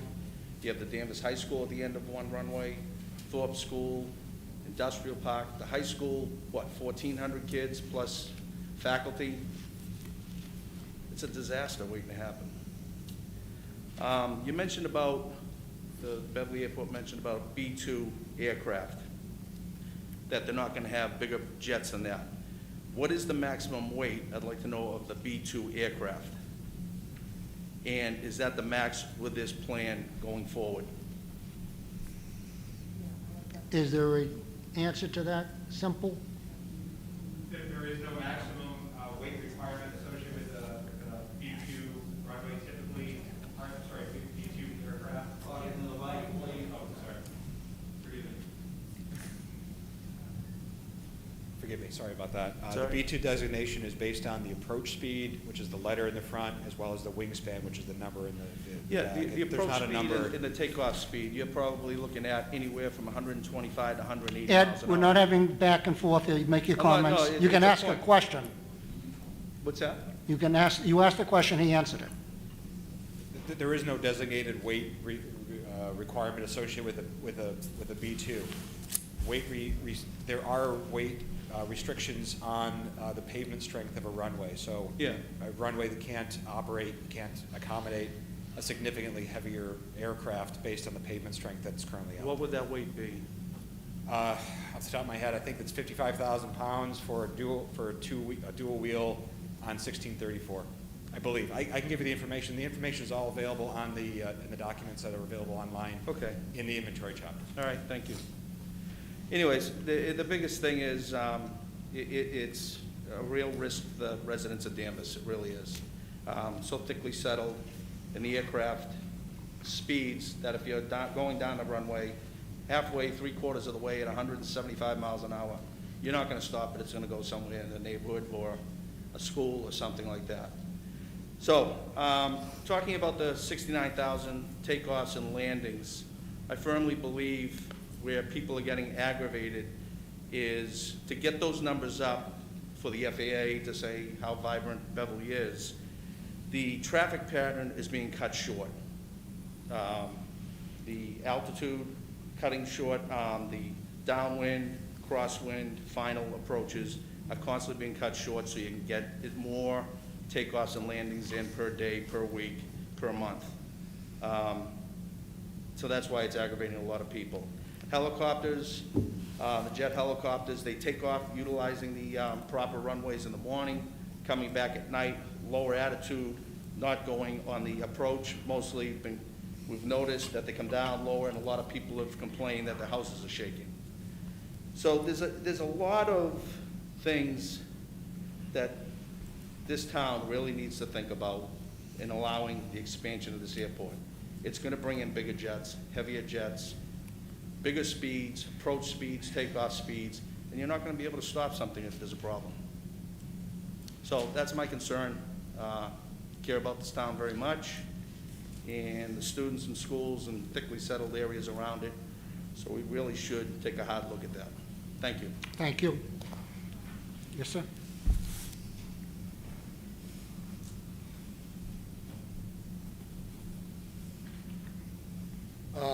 My name's Tony Mataragas. I moved to Danvers in November after 35 years in Salem. And I'm on the tail end of Old Burley Street, and where the airport is right there. And through my kitchen, you can see the little blue lights and white lights. There was a little talk about the LED lighting that can go up. Mr. Pino said it very well. Anytime, and I know it very well from the expansion Salem's gone into, and all the buildings I've got up in Salem, and that's primarily the reason why we moved out, my family and I moved out, was all the building that's been going on in Salem. Anytime an expansion is going to happen, RE Beverly Airport now, it's gonna bring in bigger jets, okay? Just like if a school needs to be revamped, you know, a park needs to be revamped, you know, a basketball court needs to be revamped, okay? Just like an airport runway, their vision is big. Okay, I'm not putting words into anybody's mouth, but anybody who has a little bit of common sense, okay, the vision is big here, and it's going to be big. And once they get a little bit more, it's gonna be a little bit more. I wanted to move into a neighborhood, and I knew where I was moving into. It is quiet there at nighttime after a certain time, but the propeller planes go by minute after minute, and I see them, because I can see them where they take off. When you see a few, sometimes you feel like you're in Maine. It's pretty nice. But minute after minute after minute, and I've been here since November, I'm like, oh, I hope we made the right decision, and I think we did. But anyways, it is gonna bring in bigger jets. There's no doubt about it. And in time, it's gonna become something that, it's gonna create more revenue. This is all about money here. It's all about money, and it's gonna create more revenue for Beverly Airport. And what are the fellow neighbors and, you know, in the neighborhood? I don't know if there's any neighborhood associations here or not, but what's it gonna do for the neighbors here? There's some gentlemen here that have been here their whole lives, 35 years. They've never heard this before, and I'm a newcomer here. So I just wanted to come today. My wife asked me, you know, we got the notice and we wanted to come, and I just wanted to voice my concern. I strongly oppose it. Just for, you know, the peace and quiet. It's all about the noise, and you know, I'll be keeping track of it. But thanks for your time. Thank you, Tony. Anyone else on this end? Anyone in the middle? No, nobody in the middle? No. Someone on the left? We'll get to, I'm going in, middle, left. Good evening. Thank you, Mr. Chairman. Tim Donahue, meeting member, Precinct 4. I also live on the corner of Anthony Lane, and the majority of my neighbors are here. They invited me to come along and, you know, talk about what's been going on. I haven't been there as long as these folks have, but I bought our house in about 2008, and I was actually a stay-at-home dad with my kids outside all the time, from 2001 for about 6 years past that. And I can tell you right now, our neighborhood is nothing like it used to be. It used to be very quiet, it used to be very calm, and this was really brought to my attention by a lot of the people in the neighborhood. And it was talking to them in their own driveways, trying to have a regular conversation, having to stop every 90 seconds, wait for 20 seconds for the trainer plane to fly by, and then continuing on our conversation, that it really made me realize how different life is in our neighborhood right now as opposed to how it was. A lot of us understand the operation of the airport and that things need to happen, but there has been a huge change. Last meeting I had asked, is there a record of what planes take off on what runways? There is no record between the two, only how many were done. So the drastic change that has happened in our neighborhood has had an incredible negative life impact. And we're hoping this is considered strongly when it comes to the noise studies. So I just want to get behind these guys. They really aren't the type to complain, but they're here now in a group because of how drastic the change has been. That's really all I have to say. Thank you. Thank you. In the middle? Yes, ma'am?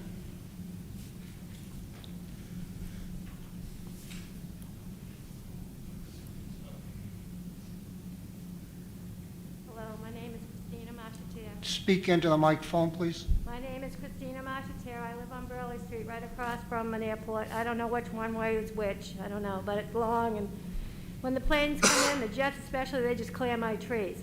Do you guys have any plans on buying airspace or cutting down trees? You direct your questions to the chairman, please. To the chairman, or who, yeah. That's me. Oh, you. Are they planning on cutting down any more trees? I haven't heard of airport? any tree cutting going Or on. buying airspace? They bought my neighbor's airspace, so I was just wondering what the plan is there. Because I didn't hear anything about buying airspace in the presentation. No, but they didn't mention it either, so I'm just asking. It's a concern. And the trees. My trees are tall. I'm not going to cut them down. I'm going to leave them tall.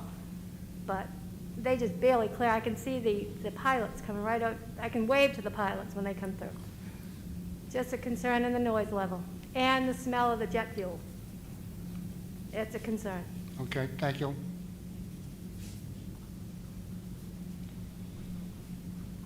Anyone else? Yes, ma'am?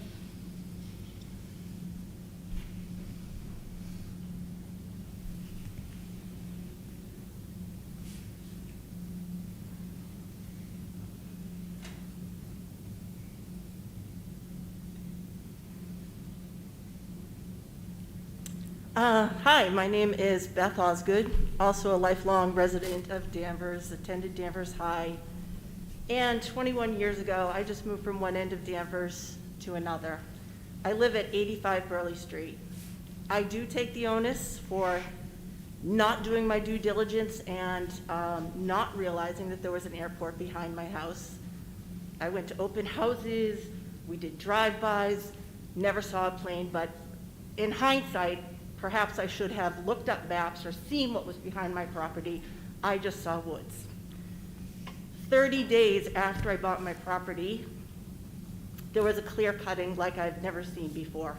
It took 14 seconds to cut down a massive tree and shred it into dust. 14 seconds. I watched every tree in my backyard become dust. Tree after tree, acre after acre. I saw this machine reach over a fence and take one of my trees. I was lucky enough to have that fence, so not every one of my trees was taken. I had neighbors who were not so lucky. Since that time, the airport forcibly took my airspace by court, and I was told that my trees would be trimmed. I have an email from the airport manager that says, yes, your trees will be trimmed, not removed. I got back from vacation. Not only were they removed, but I had significant property damage.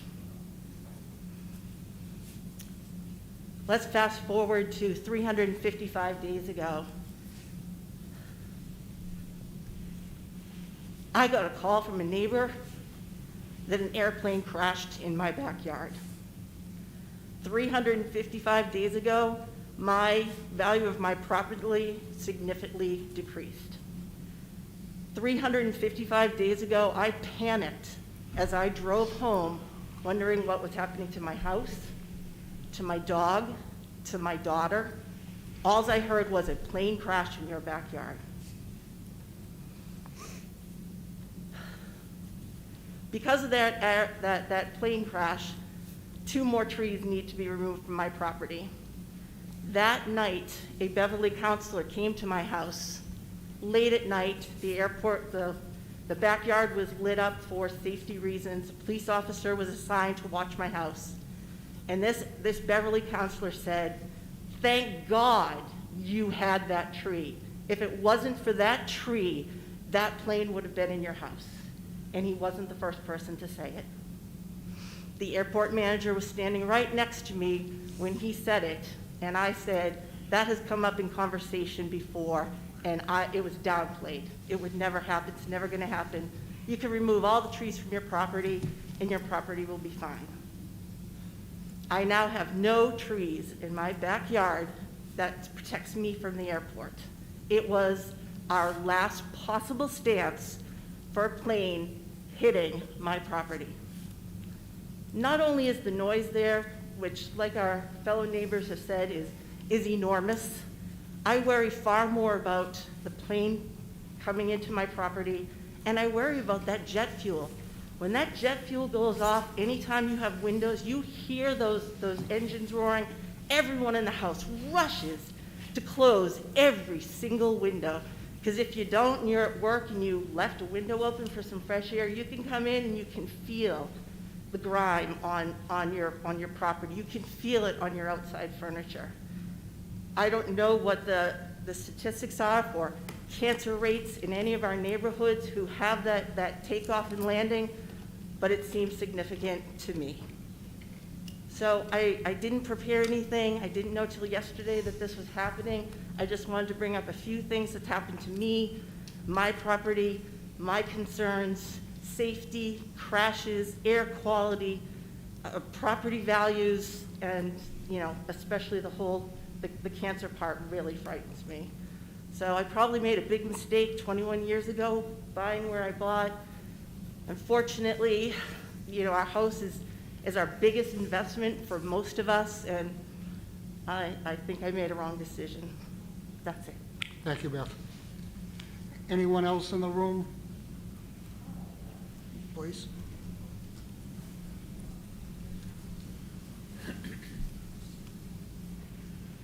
My name is Christina Hinsman. I am here representing Princeton Street, Trinity Street, and Auburn Street residents. I just want to make sure that I make the comment that we are nervous and worried about extension and elongation of the runway. Like you've heard from lots of residents, the noise has increased, and we've had other issues in the neighborhood. And you had mentioned on one of your slides that there were only a couple people that complained at a meeting out of 25. But at meetings now, there are 25 people allowed at a meeting. So I don't know if that's a great percentage to put up on a slide. Just know that we're concerned.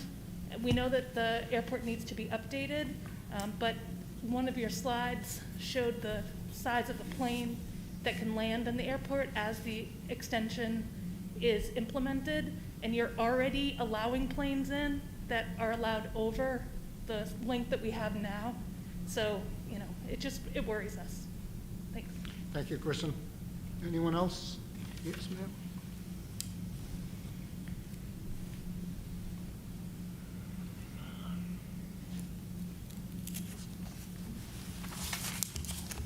I also live at 85 Burley Street where the plane crashed. Your name, please. Brittany. Thank you. Part of my big concern would be if you're going to expand the 16 runway. I live off of the 923 runway. Once that plane crashed, bigger planes are now going to come in, and you're going to eventually shrink the other one. If you can't determine what planes can land on what runways, these bigger planes are going to try to land on my runway. If they don't make it, if they don't stop, they're going into my house. If you're not gonna buy my house, I am now in fear of living every day whether a plane is gonna crash right through my house. If there's no barrier, there's nothing between us and the airport. It's scary. It was a terrifying call when we got that phone call saying a plane crashed into your backyard. I mean, thank God the pilot was okay. Thank God it didn't go into my house. Next time, we won't be so lucky. We had a neighbor who, this is his second plane crash. It's not like it's once in a lifetime type of thing. It's going to happen again. And it's gonna happen if bigger planes are coming in and they're not extending both runways and buying out more property and expanding everything around them. If they're just trying to expand the runways and keep the houses where they are, plane crashes are gonna start happening more and more often. That's it. Okay? Thank you, Brittany. Anyone else in this room? Something new to add, Mr. Bradstreet?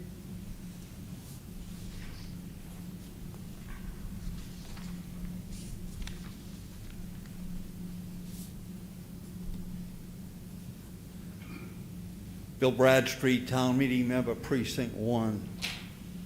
I'm very old. When I was young, Beverly's Airport was a municipal airport. Since then, I think it acquired Revere's Airport, and it's continued to grow. As it's grown, it's drawn more traffic in. More traffic means the airport has to grow.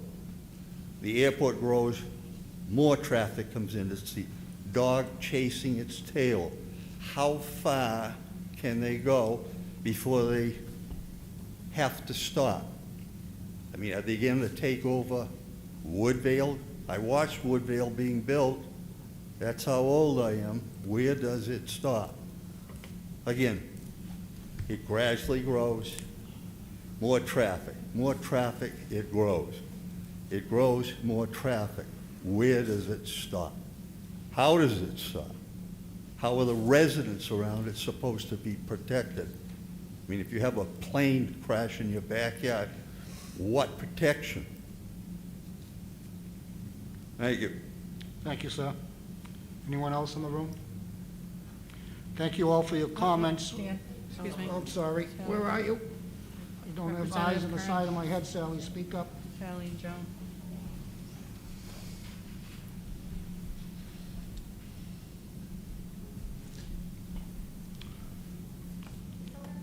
Yes? Whichever one. So thank you for the chance to continue the conversation. Closer to the mic. Closer? We good? Yes. I just appreciate the chance to continue Introduce the yourself. conversation. My name is Sally Kearns. I'm the state representative for Danvers, West Peabody, and Middleton. This Welcome. is Senator Lovely. Good evening, Joan Lovely, State Senator for the 2nd Essex, which includes Danvers. Welcome. So Senator Lovely initiated conversations between us and the airport folks and the neighbors. And I think tonight's testimony from neighbors has been very, very compelling. I have a question beyond the questions of whether there is a public good that accrues to my town from the airport. What will the increase be in operations, either takeoffs or landings, with that 1.2% increase that someone referenced? Because I think it's about 800 additional takeoffs and landings. And so we're hoping to get answers about the noise. And I would like to know what is in store for us with this proposed expansion. Is it about 800 additional landings and takeoffs per period of time? And if you could identify that, I That's would the correct appreciate math. it. That's the correct math.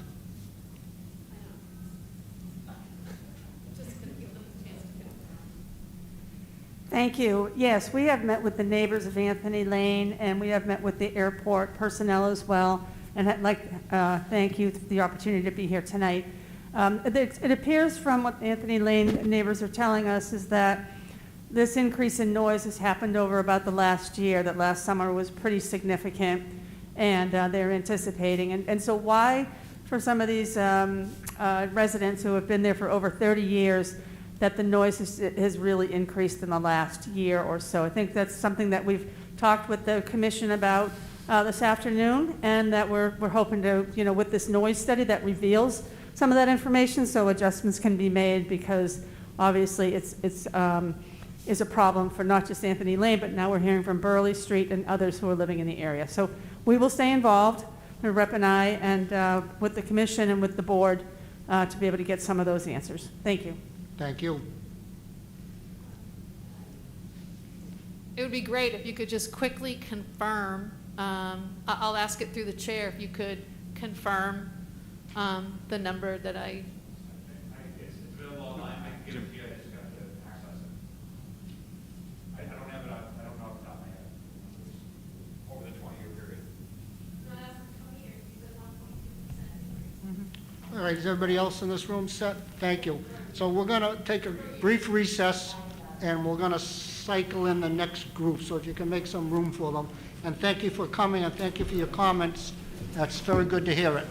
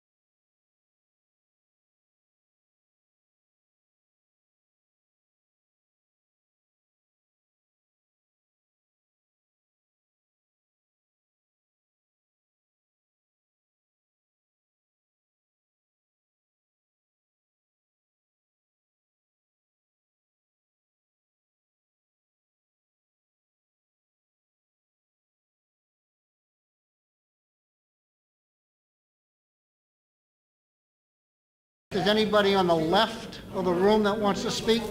We're starting the meeting now. Nobody on the left. In the middle? Tony? I didn't see you. Go ahead. You want to go first? Thank you. No, Mr. Betancourt, go ahead.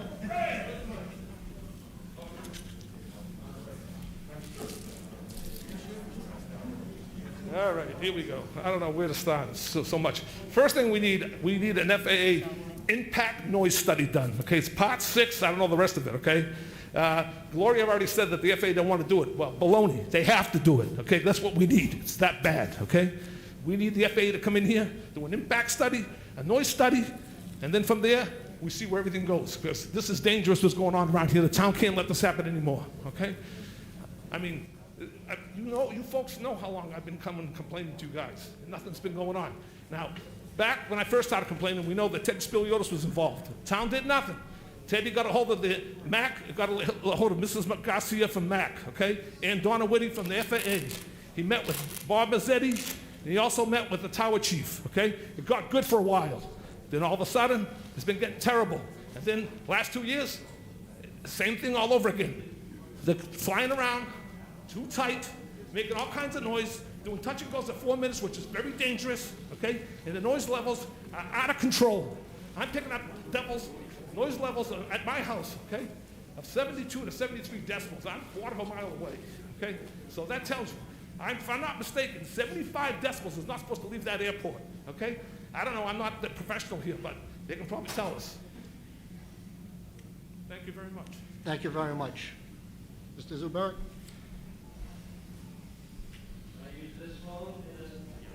Why don't you just speak into it? I can't speak? All right. Thank you very much. Mark Zuberek, Precinct 7, town meeting member, and former selectman that was involved in the past master plan that was developed when we had all this tree cutting, runway expansions, interference with noise to the neighborhoods, and now we're planning the same thing again. One of the things that I noticed, and being in the other room, isolated from the rest of the public, is that there was a comment made about the trees that were cut overnight. In 24 hours, they were all cut and disposed of. And people didn't even know. In this current master plan that we're looking at, that we have just had a presentation, there are items in there that are very similar to what happened in the past master plan. Therefore, when I sat through the community meeting with the Danvers residents, I made up a list of comments that were very relevant to what was going on. And basically what it is, it's the runway that's being expanded by 300 feet on each end, a football field length. The problem is that nobody wants to take into account that by extending that runway and paving it, we're moving the jets and the piston planes 300 feet closer to our neighbors in our neighborhood. The same issue is happening in Beverly. I listened to the Beverly community meeting, and there was a comment made by a young lady. I guess she had a jet sitting close to her area where she lives, and it was there for half an hour, revving up the engines and not being able to take off because there were too many planes, I guess, in the way, and the tower was holding it up. So what I'm bringing to the table is that there are many, many comments that have been made by neighbors. And these are not new. They've been made before. The problem is nobody ever did anything about it. There's an abatement, a noise abatement plan that was presented to us back in 2006 by Mr. Mazzetti. He was the manager at that time of the airport. And those were supposed to be policies that were to be implemented so the noise levels in our community would be reduced or eliminated. But now what we're planning is expanding the runway, making the planes take off closer to our neighborhoods, and making more noise. Now, my neighborhood is nowhere near the airport. I'm over down by Middleton, like I've been saying. I think I live in Middleton anyway.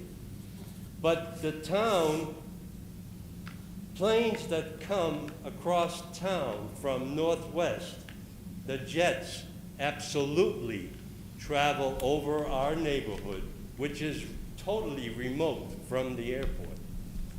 Now I know how people feel as to the noise level at their homes when they're close by in the proximity. So I believe that the master plan was prepared and presented as a contract made by a consultant for, basically, the claim is that it is done for security and safety of the airport and is directed by the FAA.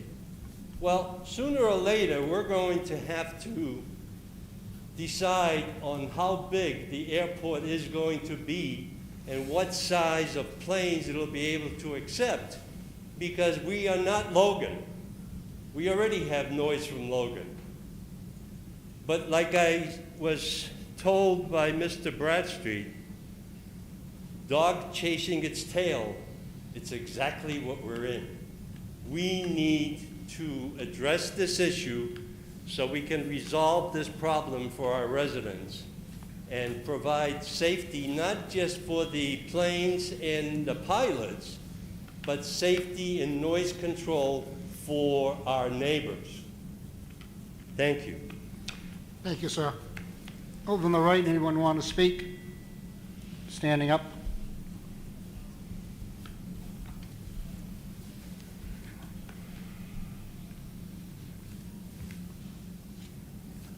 Hi, everybody. Can you hear me? Speak in. Can you hear me now? Yes.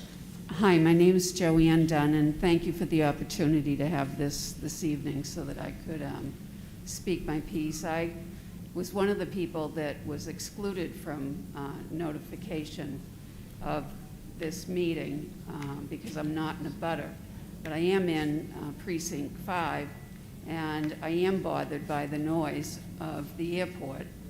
I have lived at 4 Garfield Avenue for 65 years, and last summer I found it almost impossible to have any peace to work in my gardens, in my yard, that I had to go inside as soon as my headaches started. There are helicopters that are there are planes that are there, and I get the double whammy when the wind's blowing a certain way, the plane's going into Logan. And I saw in the presentation tonight that there was an increase in the plane activity for Beverly Airport. And while usually it's good if you have an increase in any sort of business, and wouldn't that be great and make people happy? And why can't we take that and work with that? I see the master plan as wanting more. I see it as wanting to have more planes. You know darn well the size of the planes that are going to be coming in here. You have to in order to make a master plan. And you're skirting around the issue, in my opinion, of saying that there are going to be the planes. I'm envisioning from what you said tonight that the planes are going to be like UPS and Amazon, and those are some pretty big planes that carry cargo and not people. But yet, I didn't hear you say any size of any jet, anything they were going to carry. So I have no context. I mean, I'm a nurse. I save lives. I have no clue about planes other than I get on one and it brings me somewhere. I'm on vacation and I come home. That's all I need to know about them. And I rely on experts like you to tell me about them. But I'm not hearing what I need to hear here tonight to make an informed decision.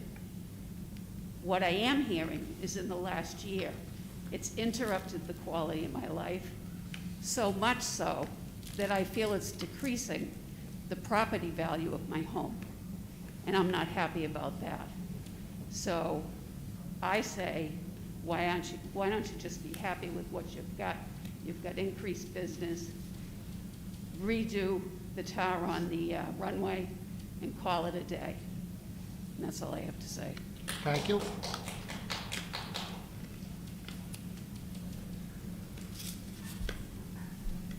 Good evening. Hopefully you guys can hear me so far. Rick Betancourt, Precinct 5 Town Meeting Member. I just wanted to provide some perspective on some of my opinion. I live at 13 Bowden Street, and my front porch actually watches the flight path for 927 as it comes in. Sometimes is when they take off. So I've been seeing a lot of commentary and hearing a lot of discussion about some perceptions. I think the Beverly Airport, as someone who owned a business for many years, growth and development and expansion is always something that a business tries to do. And there's numerous examples of businesses across the United States that just were not able to do so. They were not able to grow or expand their operations for a variety of reasons. Sometimes it's geographic limitations, and I think that's what we have here. We have a geographic limitation towards expansion for this particular entity, the Beverly Airport. And I think you just unfortunately have to find another way to be more efficient with your revenue or your expenses or whatever it might be, while maintaining a safe environment. I'm not saying you bypass that. So that's one piece. I've also seen and heard and read some commentary in social media today that this sort of, the increase is sort of COVID manifested because we're all home. And that's true, we've all been home the last 12 months, but as somebody that's been in the mortgage business for nearly 20 years, I've been able to work remotely from home for the last 10, almost 11 years, and I think Selectwoman Bernard can attest to that as someone who's in the same industry as I have. We have the ability to work remote. So there's an unquantifiable number of individuals within my precinct in this area, the impact zones, that have been working from home, and these experiences of increased noises are true, they're factual, and they're not manifested by a COVID pandemic. It's absolutely, you have no ability to quantify that particular number. 3, I'm actually one of the few that actually knew that I was buying a house on Bowden in 2018 and that there was an airport there. I purchased that knowingly. As someone in the mortgage business, I understand that the noise topography lines can impact different types of financing, specifically FHA, which is a perfectly good and acceptable type of financing to make home ownership affordable. But it can have an impact on financing, and Selectwoman Bernard knows this. So I knew I was buying here. I bought it with the airport, and I can tell you emphatically, in 18 and 19, we had no issues. Yeah, we'd see the occasional plane come down and land, and it was cute, it was nice. You see the numbers on the wings, you can see the landing gears and whatnot. But then in 2020, it was an exponential increase as far as the sound, the irritant, and the disruption for my wife and my daughter and myself. It happened.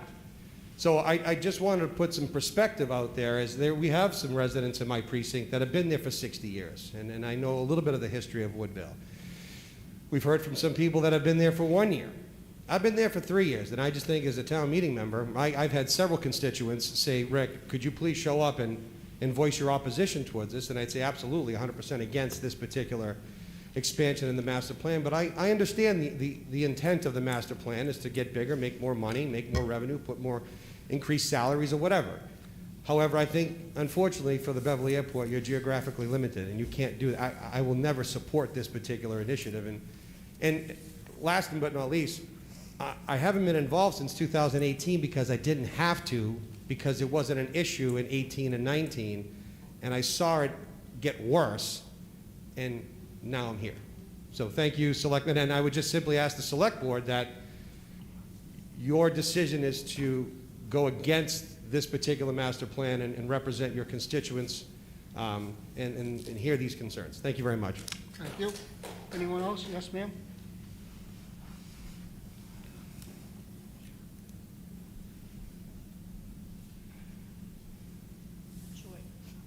Can you hear me?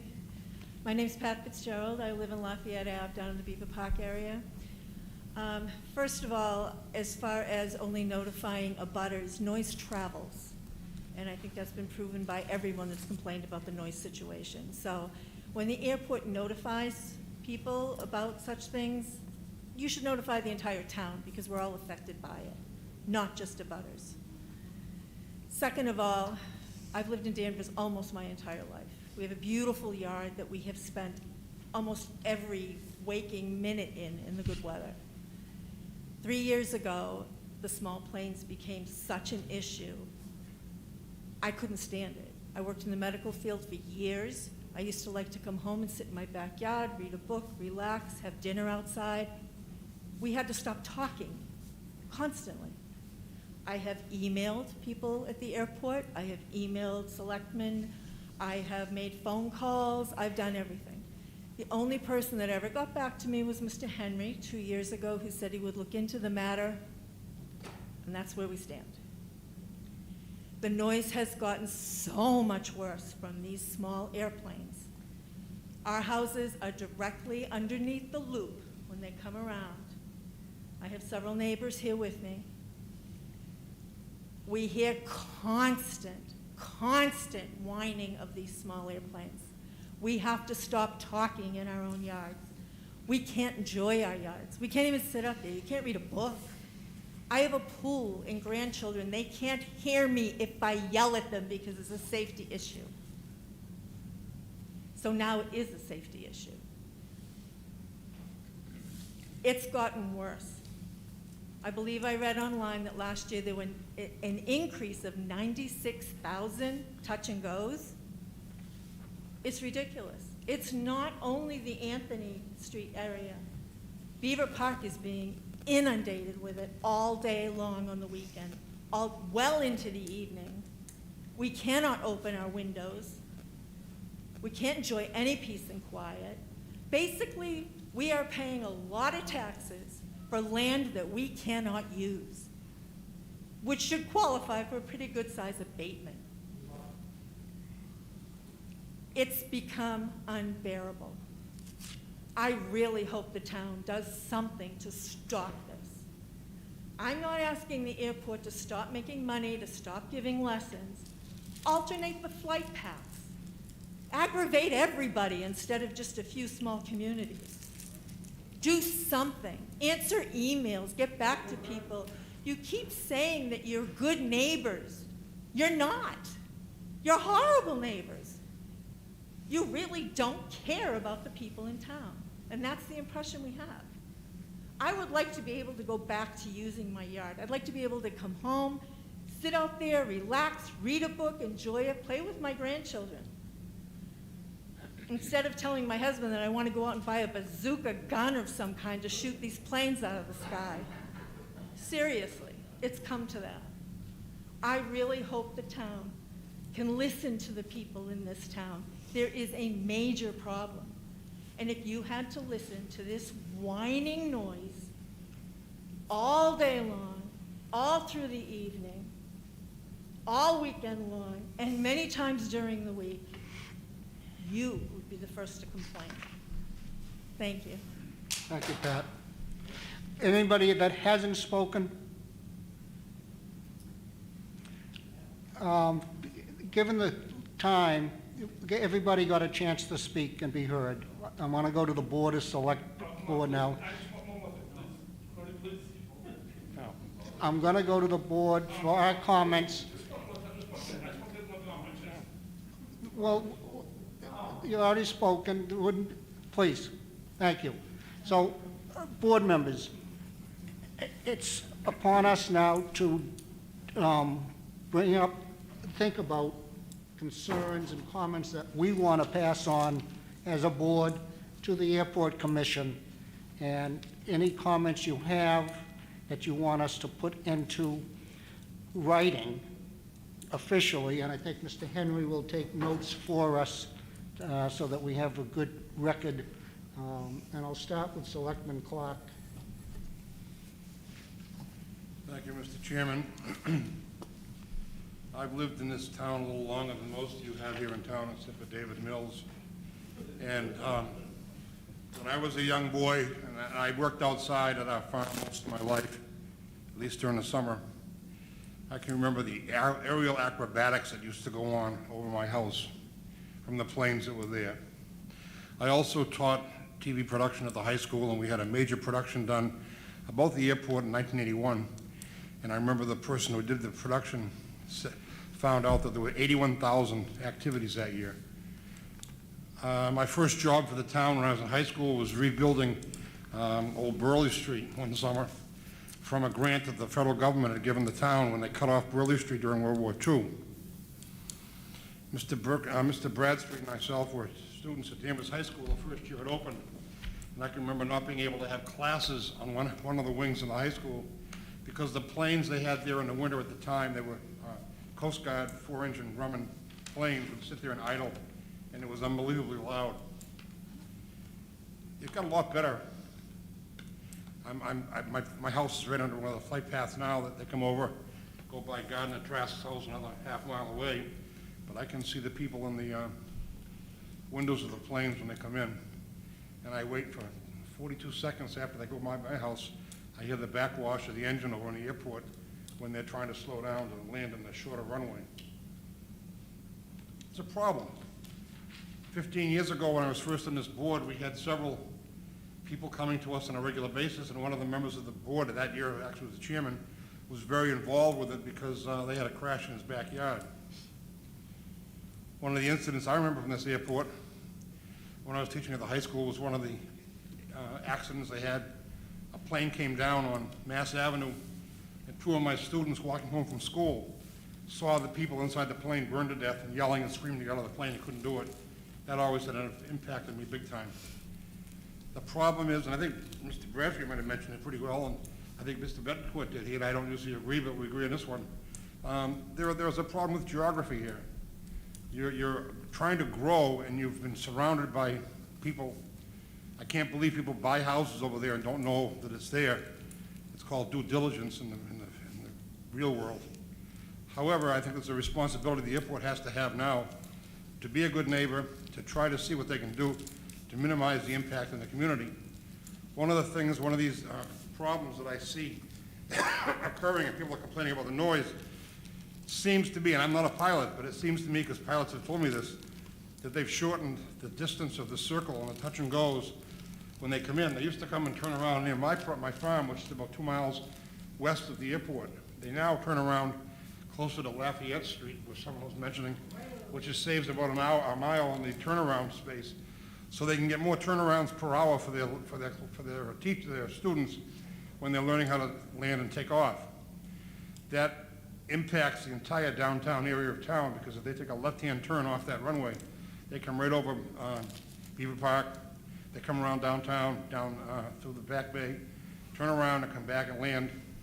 I know that this runway you want to expand would actually impact probably Wenham and Beverly a lot more, because that's where the expansions are. They're not into Danvers. But I just know the impact of our runway we have in Danvers is pretty tough. And then as a selectman, I have a very deep feeling and frustration with the fact that we can't get any tax revenue out of this airport. They can have businesses run over there that aren't related to airports at all. They're getting rent from those businesses, and they're not paying any property taxes in this town. And we went around like this 13, 14 years ago on a regular basis 3 or 4 times, And our hands are tied. People in this town don't realize we don't have any jurisdiction over this. This is a jurisdiction by the Airport Commission, by the City of Beverly, by the FAA for anything off the ground, and we're stuck with this problem. I do hope, and I heard that the senator and representative may file some legislation to try to mitigate our problem somewhat, but that's the only route we have. You know, we've seen Mr. Betancourt here for 15 years talking to us about this airport. We've seen Mr. Zubrick here. He's almost a mile further away than I am, but he still hears the planes. He didn't like the helicopters when they went off from Beverly Airport, when they went out to 95 directly to do their traffic reports. There's a problem. I hope when you came here 3 years ago, you realized that there was a problem, and it's a great challenge for you to try to mitigate this somehow that would help the residents of Beverly, Danvers, and to a lesser degree, Wenham. There's a lot fewer residents in Wenham, but they're definitely going to be affected by your expanded runway apron, because when you sit there and idle that plane, it's going to idle right into the yards of those houses over there on Old Burley Street. So I'm frustrated. I feel for the people in town who are affected by this more than I am. But I don't think there's an easy answer from the Board of Selectmen's standpoint. You've got to go to the FAA, you've got to go to the aldermen and City of Beverly, and you've got to go to the meetings for the Beverly Airport Commission. Thank you. Thank you, Bill. David? Thank you, Mr. Chairman, and thank you to the representatives of the airport who have been articulate in their detail. And I appreciate the citizens' concerns.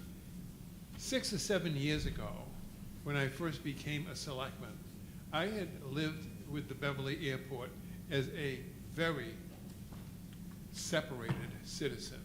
I remember it growing up. I remember looking at the planes, but I didn't live over there, and I didn't have to listen to it. And I also initially said, what in heaven's name does Danvers need an airport for? And it became clear to me that there is legitimate economic, social advantage to our town and to the city of Beverly and to the commerce in this area to have an airport.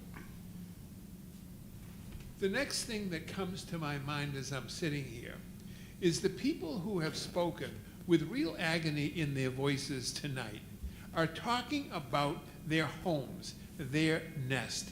It reminds me of my house that I had, not so bad in the last couple of years, always slept in the back bedroom because the motorcycles, and I heard motorcycles mentioned tonight, going up and down Silver Street were absolutely outrageous.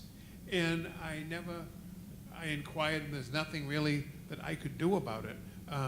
And it has subsided, fortunately. But I heard very clearly a citizen tonight use the analogy of a motorcycle, and I heard him very clearly.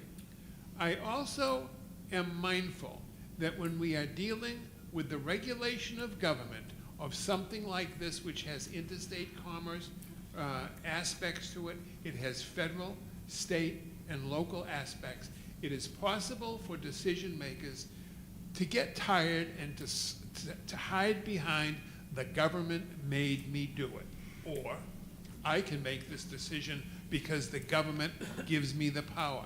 I think it is essential that in the listening that the airport administrators must do with the neighbors is to listen, and not just listen with the ear, but to listen with the heart and to understand what these people are talking about, and hopefully get it across to them that you are understanding, not just with words, not just with a memo, not just with an article for the newspaper, but genuinely engage and plug in with them.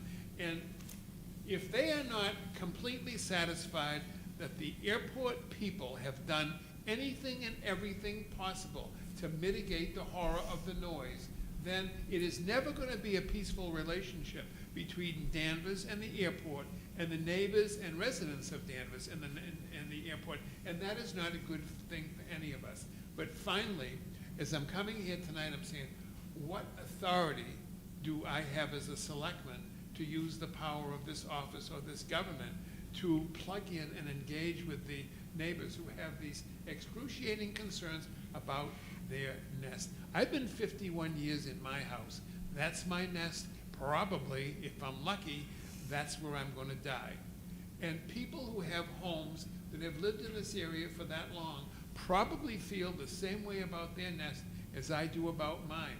And I never want to forget that when I am listening to my Danvers constituents, whether they live on Chase Street or Burley Street or up the Danvers Highlands. And I wish I could say something more that was helpful to the people who have come here tonight to tell their stories of discomfort. Thank you. Thank you, David. Maureen? Hi, everybody. Thank you. I just want to thank everybody that has come up to speak. We are hearing you. I am not happy, and I would like my board members to also not be happy with some decisions that the airport's making. I got a bunch of notes, and I just wanted to try to understand, has there been an impact and a feasibility study? I've got a bunch of questions, which I can address to Mr. Henry and put it in writing. I want to know about light pollutions. Has there been a pollution study and a noise study that a lot of people have brought up? The study done on how it's going to affect the neighbors in Danvers, especially near the airport. You know, that's what we're here about. We're here to help you. I want to talk with my board members and see what can we do to help you.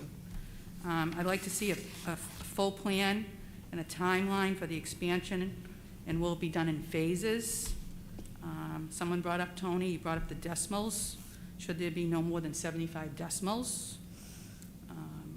I'd like to see a schedule of departure and landings. Very concerned with the touch and goes. I've seen a lot of the planes myself where I think Chris up there mentioned that she could even see the pilot, that woman with her trees, and you know, there was a death. 3 people died 30 years ago off of Mass Ave. You know, I'm very concerned about the safety. Is the airport going to accept more jets? I think we said 1.2%.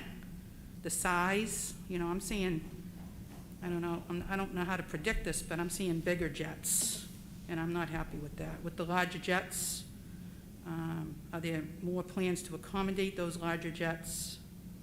Will there be someone monitoring, controlling the construction during? I think we mentioned about the pilot in command, maybe have some guidelines with the pilot in command so we know exactly what's going on. And the other thing is I watched the January meeting, thank you to DCAT, and there was a lot of people talking, but you know what I got out of it? Is what the airport was going to do about the airport, not what the airport was going to do about the neighbors. You know, what the impact to the neighbors. And I didn't really hear any, you know, people were asking the questions. I think Mark was on there and Tim was on there and a few other ones, but I never heard that. So that's disturbing to me. They talk about the times, the tower hours, 7 a.m. to 9 p.m. in the summer, 7 a.m. to 8 p.m. in the winter. Is that 24/7? Can we put some guidelines? I know we understand that if there has to be something done, let's put some regulations or precautions. I'm very concerned with the areas that are highly populated because of safety. I keep on hearing about the FAA, okay? And I think you said the FAA's is the primary regulator of noise in operations. So I need some clarification. I want someone mentioned safe and orderly control. The airport cannot allocate traffic unless there's a safety component. I want to see some more safety precautions. I want to see some more studies. I don't think it's a good idea. And you know, for the record, my father was a United States Navy pilot, so we did fly our whole life. And I understand what the people are saying. You know, I want to thank everybody for coming up and speaking. We have heard your concerns. I don't know how, you know, we've got to talk amongst ourselves, but I'm not happy with this either. I want people to be able to go in their backyards and enjoy and read a book, spend time with their family. And I'm very concerned about the safety and the quality of life for people. And I guess to sum it up, what benefit is it? What benefit is this to our town? What does it bring to our town? We don't get taxes, Dan, or, I think we're gonna discuss it more. That's what I'd like to do, is have all of us discuss it more, bring our concerns to Mr. Henry. We are hearing you. I thank you for all the time and all the information. I've Googled things myself, trying to watch some meetings, and I just want to see, I need more information, and I'd like us, I don't know if we can stop it, amend it, change it, let's modify it. Let's put some precautions in here. I'm concerned about the safety. Like they said, with the high school, is right here. Let's listen to our residents, please, and see what we can do to help them, because I'm concerned about values, home values in town too, going down. There's been studies with other airports that it does affect it. And, we're all about, climate control, clean, pollution. I would like some more information from the airport committee. And that's really, think about it. Let me just, I've been going on the website and looking. Like I said, there was that plane crash 30 years ago on Mass Ave. I think Bill brought up 3 people did die. All right, that poor woman coming home, that's terrible. So I would just like some more updates. I'm new to this select board, and I need to understand the proper procedures on what we can do as a select board to help the residents of Danvers. Thank you. Thank you, Maureen. Gardner? Thank you. So, someone in the first group of people who came through said, put yourself in our place. I live on Anthony. And I want to... Gardner, speak a little closer to the microphone. I'm sorry. That's good, thank you. Volume is not usually my issue. So, someone who was here in the first session from Anthony Lane said, put yourself in our place. Of the people on the board, I can think that I am exactly in that person's place. I know where he lives, and I was on the airport commission for 4 years as a volunteer before I became a selectman. And the reason I was on the board was twofold. One is the clear cutting had just happened. That was it was before I was on the airport commission, and that was what is often the same thing that happens in life. It was a decision that was poorly communicated. It wasn't a poor decision, it wasn't a bad decision, it was a decision that was poorly communicated by the airport commissioners who were then in place. They were removed, and therefore the opening existed, and I joined. The reason I took an interest specifically in the airport is, from my home, from my kitchen, I am exactly at eye level with pilots in a plane. I am directly, 100% directly off of 927. Every plane that leaves 9 that goes in a straight path goes at my house. The airport is 107 feet above sea level. My house is 102 feet above sea level, and when I'm standing in my kitchen, I'm looking down at the airport, literally. So when people talk about, planes coming over the house every 5 minutes, any plane they experience, I experience 10 seconds later, and 50 feet higher than they were. So I come to this from a place of understanding exactly what's happening and seeing what's happening and understanding what's happening. I also had the benefit of being on the airport commission for 4 years, and I started out with what is the benefit of the airport to Danvers. And I learned in that 4 years and the 15 years since, as a selectman, there's a tremendous economic opportunity for the town of Danvers, in the fact that Cherry Hill would not be as vibrant and full as it is if there wasn't the opportunity for corporate jets. North Shore Music Theater wouldn't blossom the way it has if not for people coming in jets. And it is, of course, a recreational airport for people, no different than the port is used by recreational boaters. But there is limitations to what we as a board can do. We're here to give comment. And I'm going to give comment based on reading the master plan, the one back in 2018 and the one now, and the one when I was on the board before. I'm sorry, 2008, and when I was on the board before. And some of the information that's come out can be quantified and validated, and I'm going to ask for that as part of my comments. But some of the comments that are coming out are purely anecdotal or misrepresentations of what's in the master plan and what the plans are. The 300 feet on either end of 1624 are currently grassy runoff safety areas. In the pavement of 1624, for safety reasons, they're going to extend that pavement. It will not put planes any closer to the houses in Wenham or in Beverly because the taxiways don't extend to the end of that 300-foot mark. They come up and you take a right or left onto the taxiway. It is a safety zone. And I think a lot of people lose the fact that the other plan in place is to reduce the width of 927.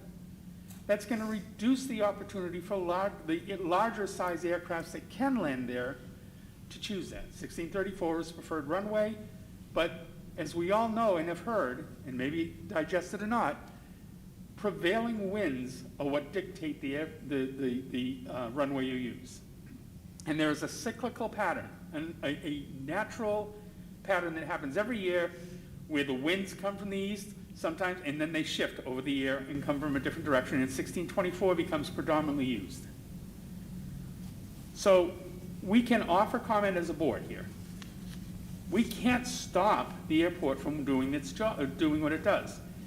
And in fact, and they won't like when I say this, but the Beverly Airport itself is the landlords and the caretakers of the land and property and buildings and businesses around it. Flight is dictated by the FAA. No different than the trucks on the highway on 95 are dictated by the federal government. What size truck can be on there? And what can travel on there? And what size motorcycle and what size traffic? And Danvers can ask to patrol the highways, but they can't stop trucks that are legitimate and legal from using that highway. So I've heard some people say, well, the airport can reduce the number of flights. The airport can't control and reduce the number of activities that happen there. This is a part of a federal transportation outlet. But there are things we can do. I'm not saying that there aren't things we can do to make it better for the neighbors. I sit in my sunroom and I work from home, and some days I have to go to another part of the house in my office because the planes are coming off 927 because of the predominant winds direction. So I read the master plan. I watched the recording of the Danvers community show that's on YouTube. You can go and see it. And I am struck more and more by people who are promoting inaccurate information. I know noise is noise, no doubt about it. It's increased. I'm not fighting that, and I'm suggesting there are things we can do to alleviate some of that. But discussions about bigger planes, because I've been through this for 4 years directly, and because I've been on the board 15 years, I can read the master plan, and I can hear when the consultants and when the airport says the designation for 1634 will remain at 5,001 feet. That is the number pilots will see when they go into their logbooks, when they go to their databases to say, I'm going to fly.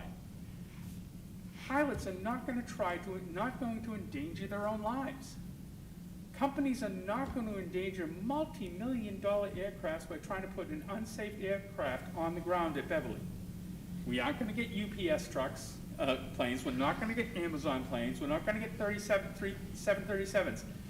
If you don't want to hear my interpretation of this, on that very recording at the 1 hour, 49-minute mark, the consultant says, plainly states, 737s will never be used at Beverly Airport, period.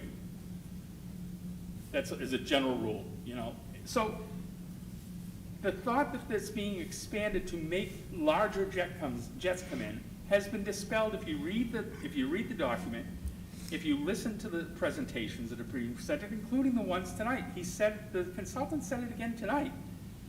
It gets lost in the wash. So size is an issue. Trees is another issue. Trees started this whole thing and started my journey on the Airport Commission 21, 22 years ago. Trees grow.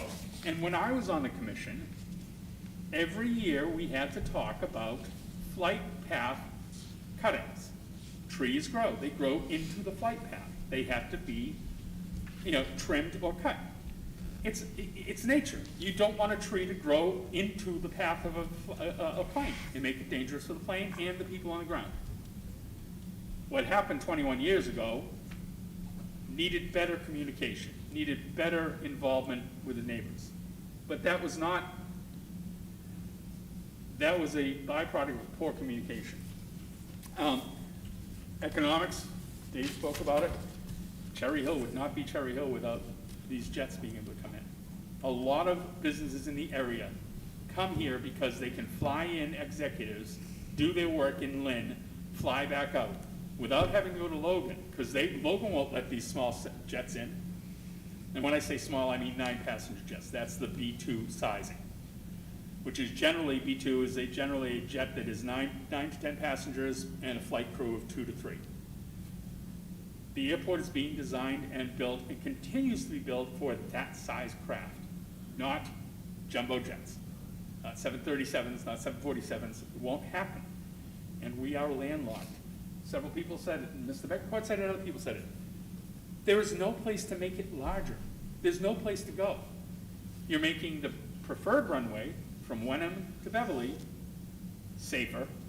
You're extending the safety zones, and you're making the Danvers runway, 927, thinner.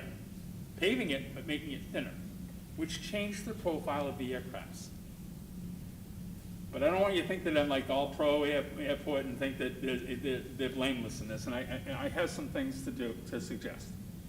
One is, we keep hearing about a great increase in flights. The airport has data, and I think we need to break down that data. I would like to see the split in 2020 of the flights per runway. If 1634 is predominant and it gets 60% of the flights, well, that tells me something. If it's predominant and only gets 20% of the flights, that tells me something different. I'd like to know the splits in 2020 between each of the runways. That helps me make a decision.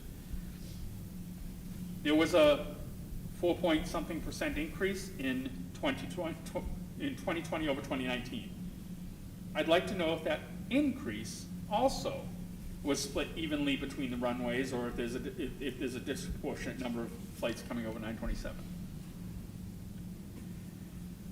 I'd like to echo the statement that if there's a noise study done, it has to extend into not just the Woodville neighborhood, but extend the flight path.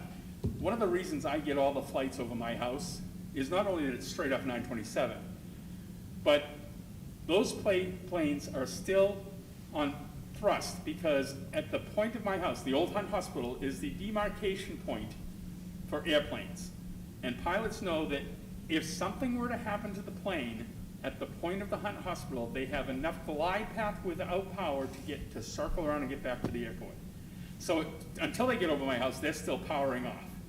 They're still full throttle. So there's a reason that there's a pattern that goes over Beaverbrook and in that area. It's because that is a pattern of I'm getting off, I'm making sure my plane is safe, the engine's running the way I need it to run. Off I go. Once I get over to Hunt Hospital, I know that I have the safety margin to get back if I had to without power. The other thing I want to talk about is 70 decibels. I hear someone's talking about 70 decibels. We're sitting in this room. I've got a decibel meter on this phone. We're at 72 decibels here right now. So there's some realities to apply to some of these conversations and comments.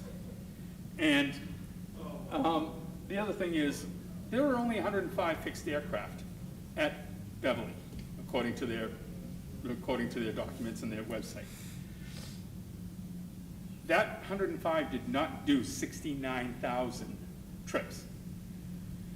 Beverly Airport, I learned for many years, is in a classification of airport that brings training flights to it because of its proximity to Logan.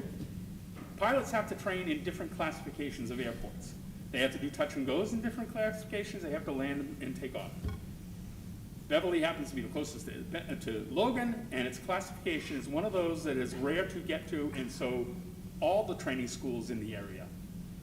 This is a destination airport for their touch and goes. And a touch and go counts, as you heard earlier, as 2 events. So if a plane does 3 touch and goes, you've counted 6 events. That's how it's easy to see that 69,000 is an achievable number. So I've asked for some numbers that we can get, but I also want to suggest to the neighbors, the other thing I'd like to do is I helped write the noise abatement, the original noise abatement program. It was a program designed to tell pilots how to be mindful of the neighborhood. How to go out, what to do, when to turn, so on and so forth. And I was also, that's when websites were in their infancy, and we were doing the good neighbor policy as well. I've been on the website, was on it the other night, and I see that I can register a concern or a complaint about noise. I could put in my name, I could put in information, so on and so forth. What I'd like to see is the airport publicize those complaints. If I'm picking on someone, if this woman complains for the first time, she only sees that she entered a complaint. She never knows that there were 40 complaints that day about the same incident, or I know that you'll follow up with this woman, but she never sees that someone else in the room complained and their response and their result was this. I think he needs some more transparency about the comment and result section. And to that end, effectively giving details about the incidents is critical. So there was people at Anthony Lane and some other people in this room, I've told this before. I have on my phone an app, it's free. It's called, what's the name of it I have right now? It's Flight Radar 24. With that, I can tell invaluable information about the plane that just went over my house. So when I complain, I can say it is this tail number, it is this type of plane, it went over my house at this time, and I don't even have to do it at the time I'm there. It has playback. Mr. Chairman, could you? Thank you. I understand. Yeah, No, just ignore it. Okay. So this allows you, as a resident, to accurately complain. It's the difference between calling the police and saying a loud motorcycle went by my house on Saturday, and calling and saying this motorcycle with this license plate number at this time went by my house. They can react to that. And if there are enough complaints about a specific plane, it may be a plane that is faulty. It may be it may be a plane that is loud, just because of its mechanics. Those things can be acted on. Saying a loud motorcycle went by my house or a loud plane went over my house last Saturday doesn't really provide enough meat for them to react to. But if you tell them, and I can look now, I can tell you that a plane landed at 6:33 this afternoon, I can tell you the tail number, I can tell you the manufacturer and the type of airplane, and if I happen to be in my yard at 1 o'clock in the afternoon on Saturday, I'm not going to run to get my phone. I'm going to go back, I'm going to hit replay, and I'm going to say, oh, this is the plane. And I can put that right in the complaint. And it can be acted on more forcefully and more directly. So I'm not suggesting there isn't noise. I'm not suggesting people aren't experiencing what they're experiencing. I'm suggesting there's a heightened awareness sometimes. And I'm suggesting part of this can be more effective communication to the airport, and part of it can be more clarity about the communication that's coming to the airport and the result of those complaints. So I support the master plan. I think it's an important thing we should do. I think there are measures that we should do to help the neighbors in Danvers. I want the airport to grow and thrive. And when they say grow, Most people presume larger airplanes. That's not, they're talking about fixed base operations. They have businesses circling that airport that thrive and bring economic results to the community. They aren't just saying, when they say that we want to grow, the presumption should not be we want to grow by getting bigger airplanes. Safer airplanes, more aircraft, more travel perhaps, but not bigger airplanes. And every business needs to grow. So I'm supporting the warrant, I'm supporting the master plan, and ask that the airport commission work on some of those remediations I've offered. Thank you. Thank you, Gardner. So there's two issues here. The first is the master plan, and then it's the ongoing operations. And we've heard tonight from many citizens that for some reason, last year, the number of flights, the noise increased dramatically from previous years. So I think it behooves this select board to find out and ask why the number of flights increased dramatically, especially from runway 927. The noise levels, you need to do a noise study, not just in the airport, but in the neighborhoods as well, so that you can defend what you're doing or not defend it and have to say, we need some mitigation. And I think that's very important that you look at what you've been doing and find ways to correct it. These folks aren't making it up. I've heard the traffic, the noise myself. It does get spread around the town of Danvers. It's not just a neighborhood or two. Yes, it's a quality of life issue.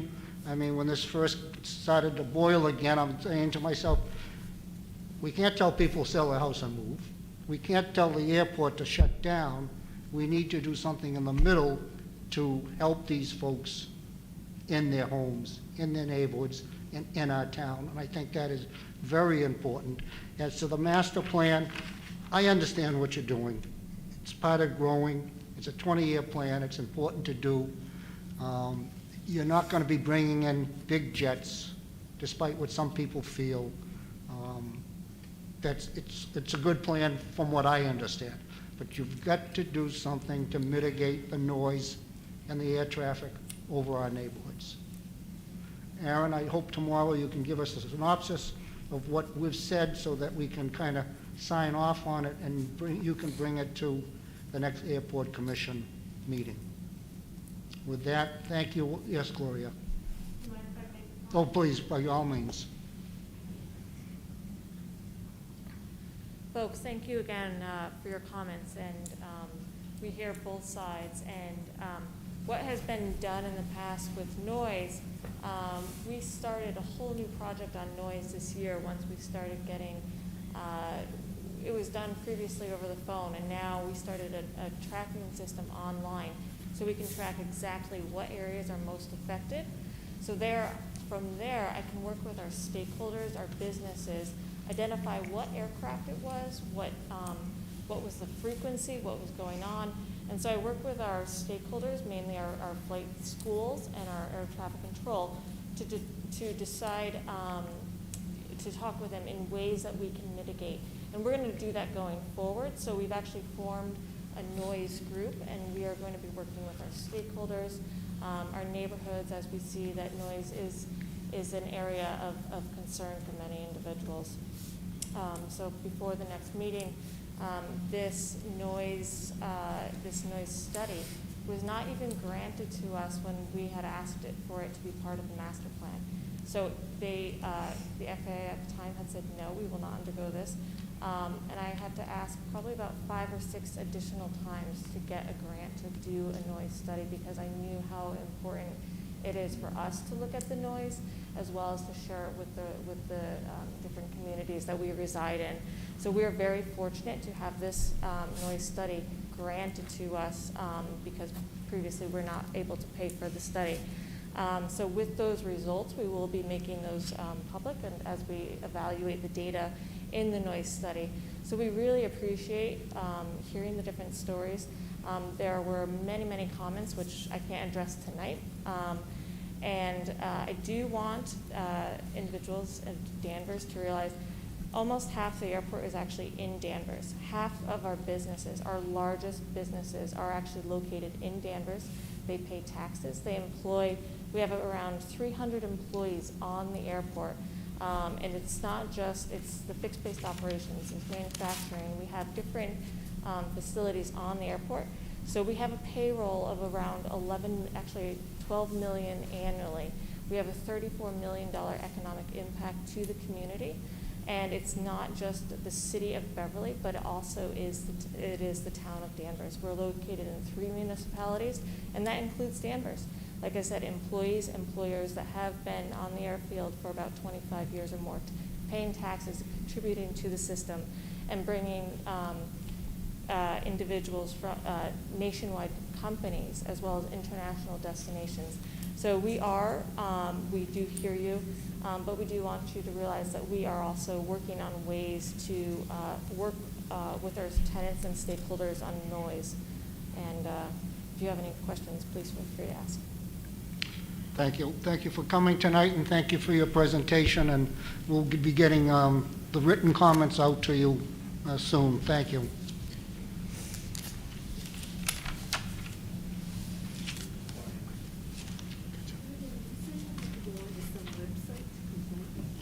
Beverly Airport has a complaint form on the Beverly Airport website. I tried to find it, and Henry tried to find it, couldn't find it, couldn't find the form.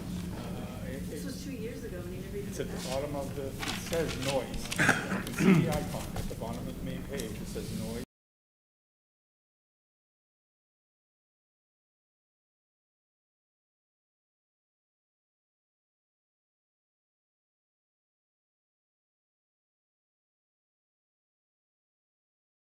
Item, thank you.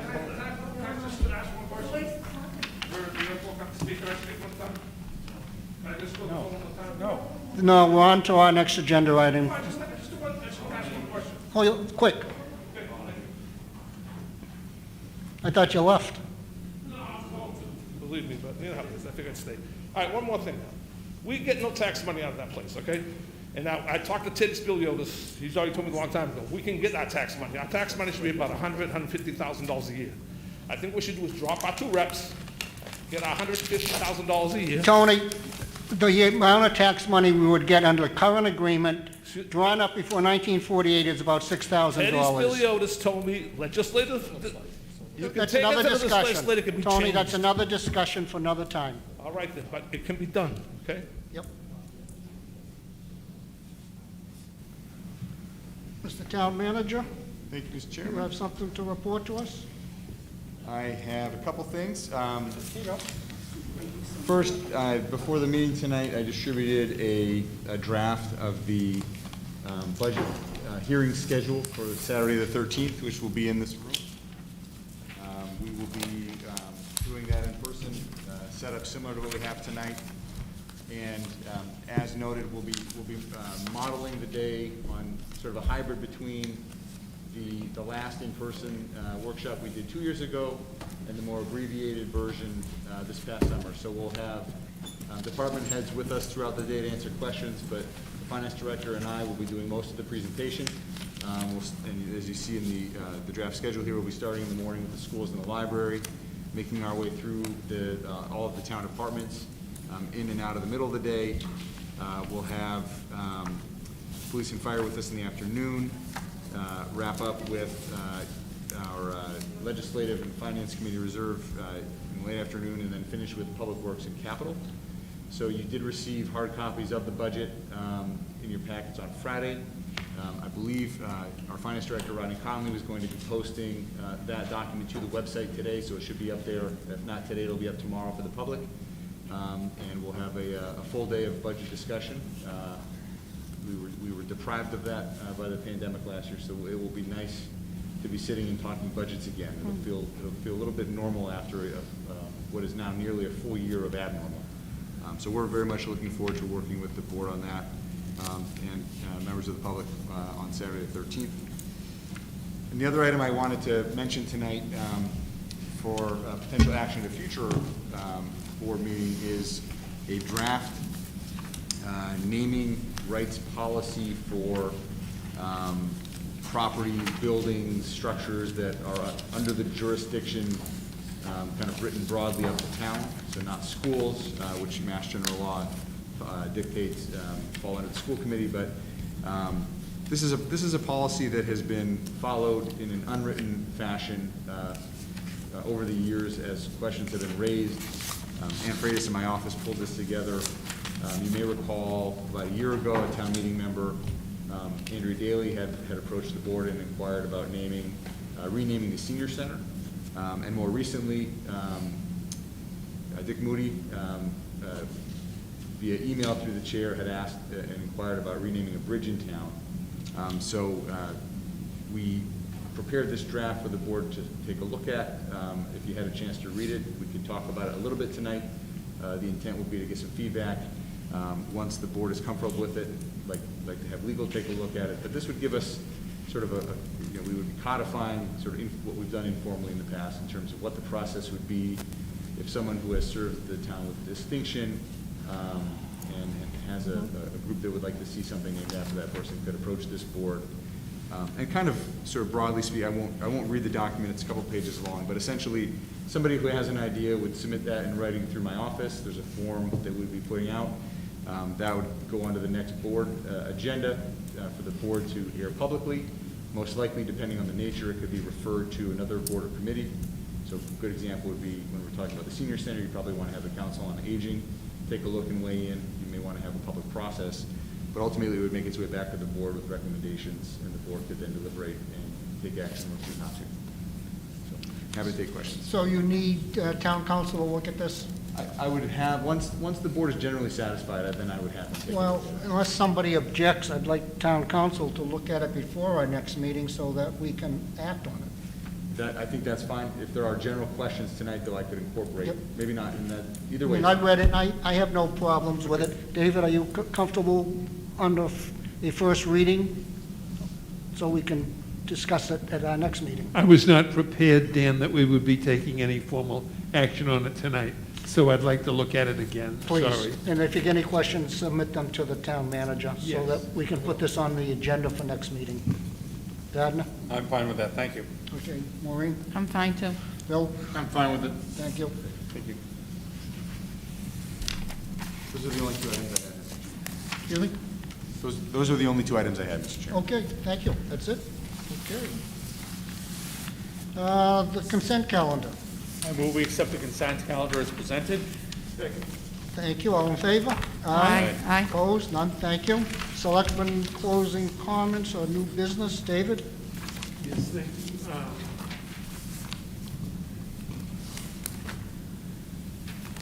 Hats off to the Hannah's new effort down at the Danvers Port boat ramp. That has been a great location, which has not been successful for anyone in the last few years. I hope that they can succeed there, because it's a wonderful now location, and it looks beautiful. Kind of hats off to Millipore. If the news is correct, they are doing some new stuff up there and adding 400 additional jobs of various kinds in Danvers. This is really great. A farewell to the Calitris restaurant people, because they have they've been a really place of clean, decent, wonderful dining up there, always appropriate and always kind of welcoming. Next, the Human Rights and Inclusion Committee continues to have yard signs for Danvers Unity. There's one on the fence in front of my house. There aren't too many up around town because we've had a hard time doing a distribution during COVID. But if anybody is willing to take one and put one, for example, on a storefront, they're available in the planning department. And finally, I am aware that the chair of the Human Rights and Inclusion Committee, Dr. D, and Sarah Hooley, who is executive of the Danvers Historic Society, have met with Dick Trask and have begun a project of attempting to catalog, identify, and publish the black reality of Danvers, which includes, I didn't know this until last night, that people in Danvers owned slaves in the 19th century. And people in Danvers were very vocal abolitionists who invaded some of the churches demanding that the Christians do the Christian thing. And there's all kinds of wonderful, important history in Danvers. And I think that we're going to have a very interesting project and publication coming out of that in the next couple of months. Thank you. That's it. Thank you, David Gardner. I don't have anything to present. Thank you. Maureen? Once again, thank you for everybody that showed up for the airport. I think it was a lot of good discussion. I think it brought a lot of concerns that we all are aware of, and hopefully we'll all address. The Rail Trail Committee's been doing a great job. Also, the Danvers Housing Trust, Gardner and I sit on that, looking always for more affordable housing. What's the other one that I wanted to say? The Danvers Housing. I'm happy to hear that our seniors are vaccinated and getting vaccinated, so that makes me very happy. The town's doing a great job with that site and everything too, and the DoubleTree.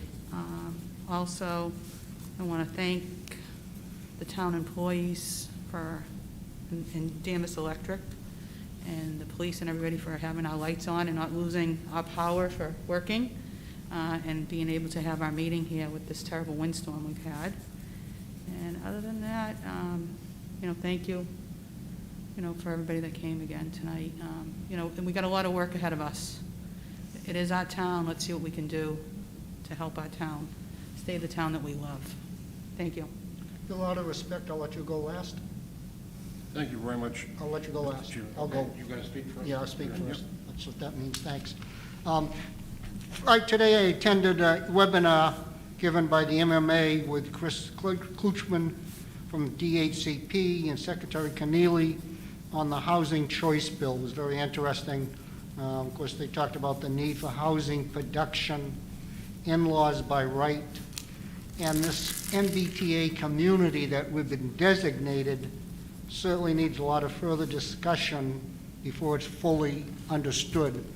We have to create a multifamily zone around one bus stop, apparently, so look forward to them working on that.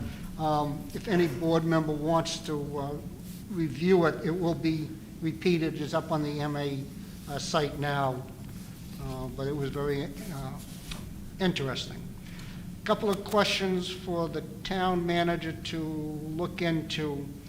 Have we tested for PFAS compound levels in regards to the regulations published 10/2/20? And do we have information on a mattress and textile ban from disposal, which takes effect 10/1/21? Some things to look at. Can answer the first. I have to investigate the second. We have been watching very closely as the PFAS regulations were first being proposed and then were adopted, and we are well below. There is a presence of PFAS at the well, but the regulation states clearly that the blended water is tested.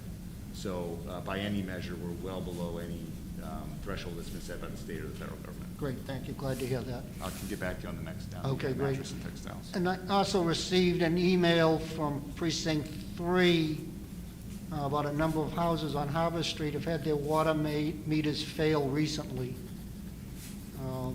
Supposedly, they were told that the cause is a faulty frost plate that comes with the new smart meters that were installed in the last 10 years. Can we get kind of some update on that? Yeah, there's some. We have had an issue with those. I'd like to provide a fuller report once I have a better understanding. There have been some recalls on those. The manufacturer's insurance company has covered claims for some of these failures. It is an issue with the meter, and so I would like to provide a fuller update from DPW on the matter in terms of what is happening, what's being done, and what we can expect, what we're asking for moving forward. All right, great. I appreciate that very much. We wanted to defer now to Mr. Clark. Thank you, Mr. Chairman. It's a very hard decision that I had to make this year, but I am announcing tonight publicly that I'm not going to be running for re-election this year. I've served 15 years on the board, and before that, 39 years in town meeting. I'm hoping to be able to rejoin a few former selectmen who are town meeting members, Ken Hersey, Bill Nicholson, Mark Zubrick, and Mike Powers, and be able to continue to give my volunteer effort to the town as a town meeting member. With one more minute, I'd like to make one summary statement. My hardest vote to make over the last 15 years, and I think two of us were on the board, was when we had to vote to remove 5 families from their homes on Bate Street after the explosion and not allowing them to even go into their house to reclaim their possessions. One of those people was a former employee of mine, a very close friend, and thank God she was very satisfied at the end because the fire department went in and even got a $100 bill that's just stuffed in a dresser someplace in her apartment. The easiest, or the most satisfying decision I had to make in the last 15 years was hiring Steve Barther. We had a great challenge to make all of a sudden when Wayne shocked us that he was retiring a couple of years before we thought he was going to. And I think we've done very well with Steve since he's been here. I just hope that over the last 15 years I've been able to offer some stability to this committee, which it needed in the early 2000s, that my institutional history has taken its role and been constructive, and I hope that I've offered some common sense to this committee, and I hope to continue to do so as a town meeting member, but I've got to compete against all the strong candidates from my precinct, including Mr. Zubrick, but I'll take on those people and see what happens. Thank you. Thank you, Bill, and thank you for your service. If there's no other business to come before the board, meeting adjourned. Thank you.